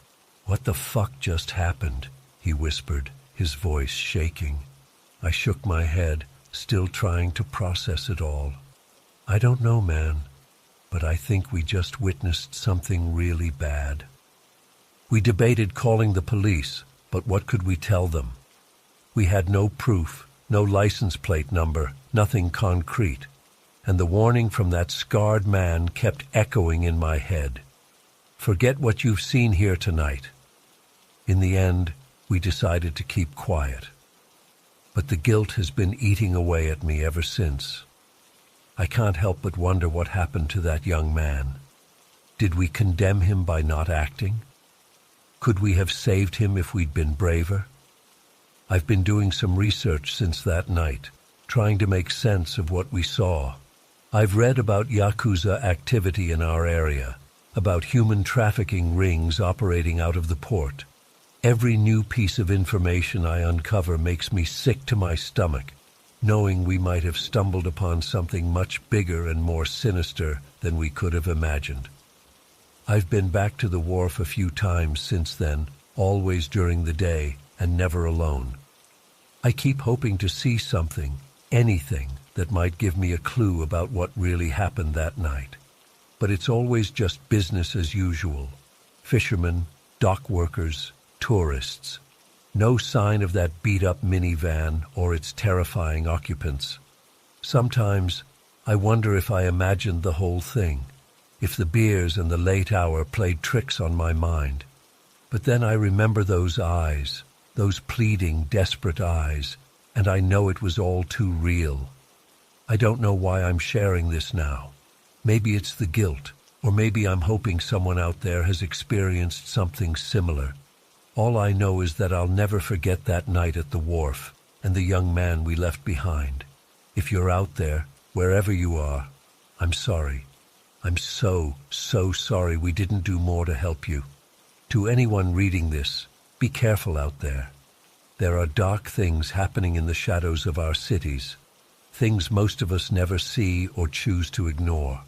And sometimes, when you least expect it, those shadows can reach out and touch your life in ways you never imagined. I don't know if I'll ever find answers or closure for what happened that night, but I do know that I'll carry the weight of it with me for the rest of my life. The wharf, once a place of childhood nostalgia, is now forever tainted in my mind. A reminder of the night we glimpsed the darkness lurking just beneath the surface of our seemingly normal world.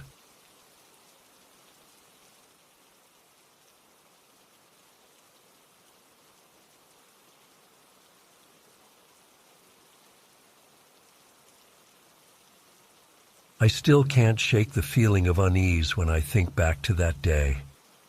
It started off so normal, just like any other lazy Saturday afternoon. I had graduated from college a few months prior and was enjoying my newfound free time before starting my first real job. I decided to take a stroll through the local park to get some fresh air and clear my head. The weather was perfect, sunny but with a cool breeze. As I was walking along one of the winding paths, something bright red caught my eye. There, sitting on a bench, was a small red purse. I looked around but didn't see anyone nearby who could be the owner. I picked it up, thinking I'd turn it in to park security or the police station. It felt wrong to look inside, but I did a quick peek to see if there was any ID. No wallet or anything identifying, just some makeup, keys, and other random items. Not seeing any park staff around, I decided to drop it off at the police station on my way home. I tucked it into my backpack and continued on my walk. By the time I got home, I was exhausted from being out in the sun all afternoon. I completely forgot about the purse and left my backpack by the door, planning to deal with it later. A few hours passed as I lazed around my apartment, watching TV and scrolling on my phone. Suddenly, there was a knock at the door. I wasn't expecting anyone, so I cautiously went to answer it. When I opened the door, I was stunned. Standing there was easily the most beautiful woman I had ever seen in real life. She looked like she had just stepped off a magazine cover. Flawless skin, piercing green eyes, and long dark hair. For a moment I just stared, completely caught off guard. "Hi there," she said with a dazzling smile. "I'm so sorry to bother you, but I think you may have found my purse earlier." It took me a second to process what she was saying. How did she know I had found a purse, and how did she know where I lived? A chill ran down my spine as I realized how strange this was. "Oh, yeah, I did find a red purse in the park," I stammered. "I was planning to turn it into the police station." Her smile widened. "That's so kind of you. I'm so glad an honest person found it. Would it be all right if I came in to get it?" Every instinct was screaming at me that something wasn't right, but she seemed so friendly and normal. Plus, I reasoned, what were the odds of someone showing up pretending to have lost a purse? I reluctantly stepped aside to let her in. As soon as she crossed the threshold, the air in the room seemed to change. It felt heavier somehow, charged with an odd energy. She glided into my living room, moving with an unnatural grace. "So, where did you say you found it?" she asked, turning to face me. "In the park, on a bench near the pond," I replied. Her eyes bore into mine, and I felt almost dizzy. "Ah, yes, that's right. I remember now. Silly me being so forgetful." She laughed, but the sound was off somehow. Too perfect, like it was rehearsed. I went to grab my backpack, eager to give her the purse and get her out of my apartment. As I unzipped it, a thought struck me. "Wait, how did you know I had found your purse? And how did you know where I live?" I asked, my suspicion growing. For just a split second, her smile faltered, but she quickly recovered. "Oh, a friend of mine saw you pick it up and recognized you. Small world, isn't it?" That explanation made no sense. I had just moved to this city after graduation and barely knew anyone. There's no way some random person would have recognized me. I handed her the purse, trying to mask my unease. "Well, here you go. Glad I could return it to you." She took it, her fingers brushing against mine. Her touch was ice cold and sent a jolt through me. "Thank you so much. You're a lifesaver. I don't know what I would have done without my keys and everything." As she spoke, I noticed something odd. Her lips weren't quite syncing up with her words, almost like a badly dubbed movie. I blinked hard, convinced I must be seeing things. When I looked again, everything seemed normal. "Well, I should be going. Thanks again," she said, heading for the door. I breathed a sigh of relief as she left. But just before closing the door, she turned back to me with that unnervingly perfect smile. "I'm sure we'll be seeing each other again very soon." The door clicked shut, and I immediately locked it, my hands shaking. What the hell had just happened? The whole encounter felt surreal, like a dream. But the red purse was gone, proving it had been real. I tried to shake off my paranoia, telling myself I was overreacting. But I couldn't stop replaying every detail in my head. Her impossible beauty, the weird energy in the room, the way her words didn't match her lips. None of it added up. That night, I barely slept. Every little noise made me jump, convinced she had somehow gotten back into my apartment. When I finally drifted off near dawn, my dreams were filled with her face, distorted and monstrous. The next day, I decided to go to the police station. I knew it would sound crazy, but I wanted to report the whole weird incident, just in case. Maybe they could check if any other strange encounters had been reported. As I approached the front desk, the officer looked up at me. "Can I help you?" "Yeah, I wanted to report a suspicious incident from yesterday," I said hesitantly. "A woman showed up at my apartment claiming I had found her purse, but something felt really off about the whole thing." The officer's brow furrowed. "Did you find a purse recently?" "Yes, in the park. I was planning to turn it in here, actually." He turned to his computer and typed for a moment. "We don't have any reports of a lost purse in the system. When did you find it?" "Yesterday afternoon around 2 p.m., I replied. He shook his head. "Nothing came in yesterday about a lost purse. Are you sure you didn't tell anyone else you found it?" A chill ran through me. "No, I didn't tell a soul. I came straight home, and then she showed up a few hours later somehow knowing I had it." The officer leaned forward, looking concerned. "Son, are you saying this woman knew you had found a purse without you telling anyone, and she knew where you lived?" I nodded, the full weight of how creepy it was hitting me. "Yeah, that's exactly what I'm saying, and there was something really off about her. Too perfect looking, moving weird, just gave me a really bad feeling. He took down all the details of my story, promising to look into it. But I could tell he was skeptical. Hell, I almost didn't believe it myself. As I left the station, my phone buzzed with a text from an unknown number. My blood ran cold as I read the message. "It was so nice meeting you yesterday. I do hope you're not causing any trouble. Remember, I said we'd be seeing each other again very soon." I nearly dropped my phone, looking around wildly. How did she get my number? How did she know I went to the police? For the next week, I was a nervous wreck. I barely left my apartment, jumping at every sound. I changed the locks and installed a security camera. But nothing happened. No more texts, no sign of the woman. Just when I had started to relax and convince myself it was all in my head, I saw her. I was at the grocery store turning down an aisle when there she was at the other end. That same impossible beauty, that same unsettling smile. She waved at me, then turned and walked away. I ran after her, determined to confront her and get answers. But when I rounded the corner, she was gone, vanished into thin air.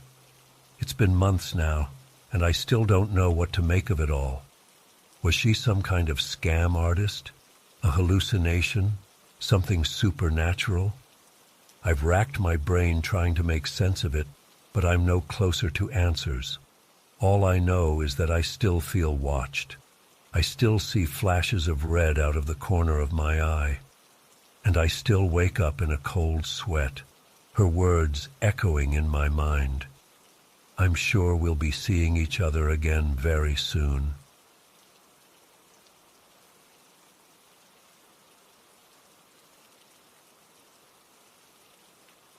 I still can't believe what happened to me. It's been years, but the memories of those 24 days still haunt me. I was only 9 years old when it all started, just a normal kid living in Dewsbury, West Yorkshire. That February day seemed like any other. I walked home from school, looking forward to watching some telly and playing with my siblings. But everything changed in an instant. As I was nearing our council estate, a van suddenly pulled up beside me. Before I could react, a man grabbed me and yanked me inside. I tried to scream, but he clamped his hand over my mouth. The van sped off as I struggled, terrified and confused. What was happening? Who was this man? Where were we going? The next thing I knew, I woke up groggy and disoriented in a dark, cramped space. My head was pounding, and I felt sick to my stomach. As my eyes adjusted, I realized I was in some kind of hidden compartment under a bed. There was barely enough room to move. I started crying and shouting for help, pounding on the walls. But no one came. Hours passed, maybe days. I lost all sense of time in that tiny prison. Occasionally, the man would open the compartment and give me some food or water, or let me use the toilet. But mostly I was trapped in the darkness, scared and alone. I begged him to let me go home, to call my mum. He just told me to be quiet and that it would all be over soon. I didn't understand what was happening or why. Had I been kidnapped? Was my family looking for me? Would I ever see them again? The fear and uncertainty were overwhelming. I cried myself to sleep most nights, praying someone would find me. As time went on, I started to hear snippets of news reports and conversations. People were looking for me. There were searches and appeals on TV. But why hadn't they found me yet? Didn't they know where I was? Then one day, I heard a familiar voice. My mum. She was there, in the same flat where I was being held. My heart leapt with hope and relief. Surely she would rescue me now. But to my shock and confusion, she didn't. She talked to my captor like they knew each other. What was going on? I tried calling out to her, but the compartment was soundproof. I heard them discussing money and rewards. Slowly, the horrifying truth began to dawn on me. This wasn't a real kidnapping. My own mother had planned this. She had let this happen to me. The betrayal and heartbreak were almost worse than the fear. How could my mum do this to me? Didn't she love me? I felt so alone and abandoned. I started to lose hope that I'd ever be found or freed. But then, 24 days after I was taken, everything changed again. There was suddenly a commotion in the flat, shouting, doors being broken down. I heard unfamiliar voices, people searching, and then light flooded into my hiding place as the compartment was opened. I blinked up at the police officers, barely able to believe it was over. The next few hours were a blur. I was taken to the hospital, examined, questioned. Social workers and police officers asked me endless questions. Where had I been? What had happened? Did I know the man who took me? I was overwhelmed and confused, still processing the betrayal. As the full story came out in the following days and weeks, I struggled to comprehend it all. My mum and her boyfriend's uncle had orchestrated the whole thing. They had planned to collect reward money for my safe return. I had been drugged and hidden away while the nation searched for me. The media frenzy was intense. Reporters camped outside our house, shouting questions. I saw my face plastered across newspapers and TV. Everyone wanted to know how I was, what had happened. But how could I even begin to explain? I was just a little girl who had been through something awful. I didn't have the words. My mum and the others involved were arrested and eventually sent to prison. I was placed in foster care, separated from my siblings. My whole world had been turned upside down. I felt angry, hurt, and so very alone. How do you move on from something like that? How do you ever trust anyone again? It's been years now, but I still struggle with the aftermath. I have nightmares about being trapped in that tiny space. Loud noises make me jump. I find it hard to trust people or feel safe. The betrayal by my own mother left deep emotional scars that may never fully heal. Sometimes I wonder what my life would have been like if it had never happened. Would I be a normal teenager now, hanging out with friends and dreaming about the future? Instead, I'm still trying to piece myself back together to find some sense of normalcy. I know my story shocked the nation. People couldn't believe a mother could do that to her own child. But for me, it wasn't a sensational news story. It was my life, my trauma. And I'm still living with the consequences every day. I'm sharing this now in hopes that it might help someone else who has been through something traumatic, to let them know they're not alone, that it's okay to still be struggling, to still be healing. Some days are harder than others, but I'm trying to move forward one day at a time. I don't know if I'll ever fully understand why it happened or how someone could do that to their own child, but I'm determined not to let it define me forever.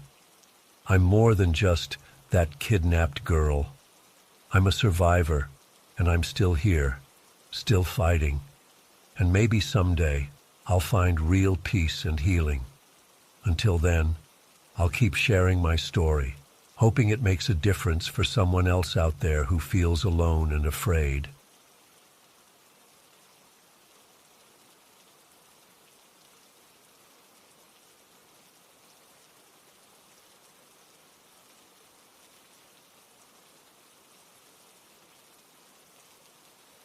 As we browsed through the tables of knickknacks and old clothes, Tommy's eyes lit up when he spotted a cardboard box filled with various toys, action figures, toy cars, building blocks, and even a small toy fort.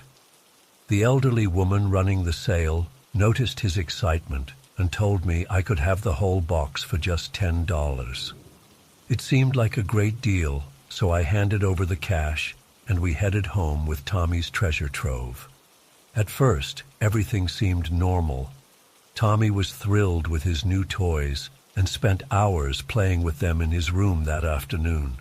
I was just happy to see him so entertained. But that night, things took a strange turn. I was in the kitchen cleaning up after dinner when I heard Tommy talking and laughing in his room. Figuring he was just playing, I didn't think much of it. But after about 20 minutes, I realized it sounded like he was having a full conversation. Curious, I went to check on him. When I opened his door, I found Tommy sitting inside the little toy fort, chattering away. But he was alone in the room.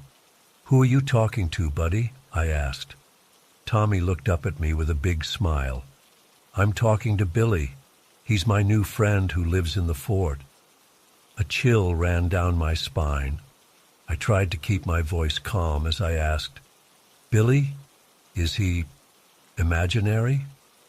Tommy shook his head. "No, silly. He's right here." He pointed to an empty spot next to him in the fort.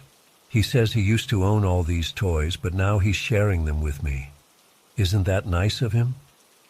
I felt the blood drain from my face. Trying not to show my unease, I told Tommy it was bedtime and helped him clean up the toys. As I tucked him in, he sleepily said, "Billy says goodnight too, Mommy." I barely slept that night, my mind racing. The next morning over breakfast, I casually asked Tommy if he'd had any more chats with Billy. To my relief, he just shrugged and said no. I started to convince myself I had overreacted. Kids have imaginary friends all the time, right? But throughout the day, I kept catching Tommy whispering to himself as he played. At one point, I heard him say, "No, Billy, I don't want to play that game. It sounds scary." When I asked what game Billy wanted to play, Tommy just looked confused and said he didn't know what I was talking about. That evening, my husband Mark got home from his business trip. After Tommy went to bed, I told Mark about the strange happenings with the garage sale toys. He was skeptical at first, suggesting Tommy just had an overactive imagination. But then we heard a loud crash from upstairs. We raced to Tommy's room and found him standing in the middle of the floor, surrounded by scattered toys. The toy fort was upside down on the other side of the room. Tommy was crying hysterically. "Billy got mad," he sobbed. "He wanted me to play the knife game, but I said no, so he threw all the toys." Mark and I exchanged horrified looks. This was beyond a simple imaginary friend. Something was very wrong here. The next morning I went back to our neighbor's house, determined to get some answers about where these toys came from. The elderly woman seemed confused at first, then her face fell as realization dawned. "Oh dear," she said softly. "I completely forgot about that old box. It belonged to my grandson Billy. He passed away about 10 years ago. Such a tragedy." My heart was pounding as I pressed for more details. The story she told chilled me to the bone. Billy had been just 7 years old when his father lost his job and spiraled into a deep depression. One night, in a drug-fueled psychotic break, he murdered Billy and his mother before taking his own life. The toys in that box were the last things Billy had played with. I thanked the woman and rushed home, my mind reeling. When I told Mark what I'd learned, we knew we had to get rid of the toys immediately. But when we went to Tommy's room to gather them up, we were met with a horrifying sight. All the toys were arranged in a perfect circle in the center of the room. The toy fort was in the middle, and sitting inside it was one of Tommy's teddy bears, with a kitchen knife stuck through its chest. Tommy was huddled in the corner, shaking. "Billy did it," he whispered. "He's really mad now." We didn't waste another second. Mark scooped up Tommy while I quickly threw all the toys back in the cardboard box. We drove to a dumpster across town and tossed the whole thing in, my hands shaking the entire time. For weeks afterward, Tommy had terrible nightmares. He would wake up screaming about Billy coming to get him. We took him to a child psychologist, who suggested the whole experience had simply traumatized him, but I'm not so sure. Sometimes, late at night, I still hear strange noises coming from Tommy's room, like the sound of toys moving around. And once, I could have sworn I heard a child's laughter that didn't belong to my son. We've since moved to a new house, hoping for a fresh start. Tommy seems to be doing better now, but he refuses to play with any second-hand toys. As for me, I'll never look at a garage sale the same way again. You never know what kind of darkness might be lurking in those innocent-looking cardboard boxes. I still lie awake some nights, wondering if we really got rid of Billy, or if he somehow followed us to our new home. All I know is that I'll never forget the terror of those few days, and the realization that sometimes the most innocent things can hide the most sinister secrets.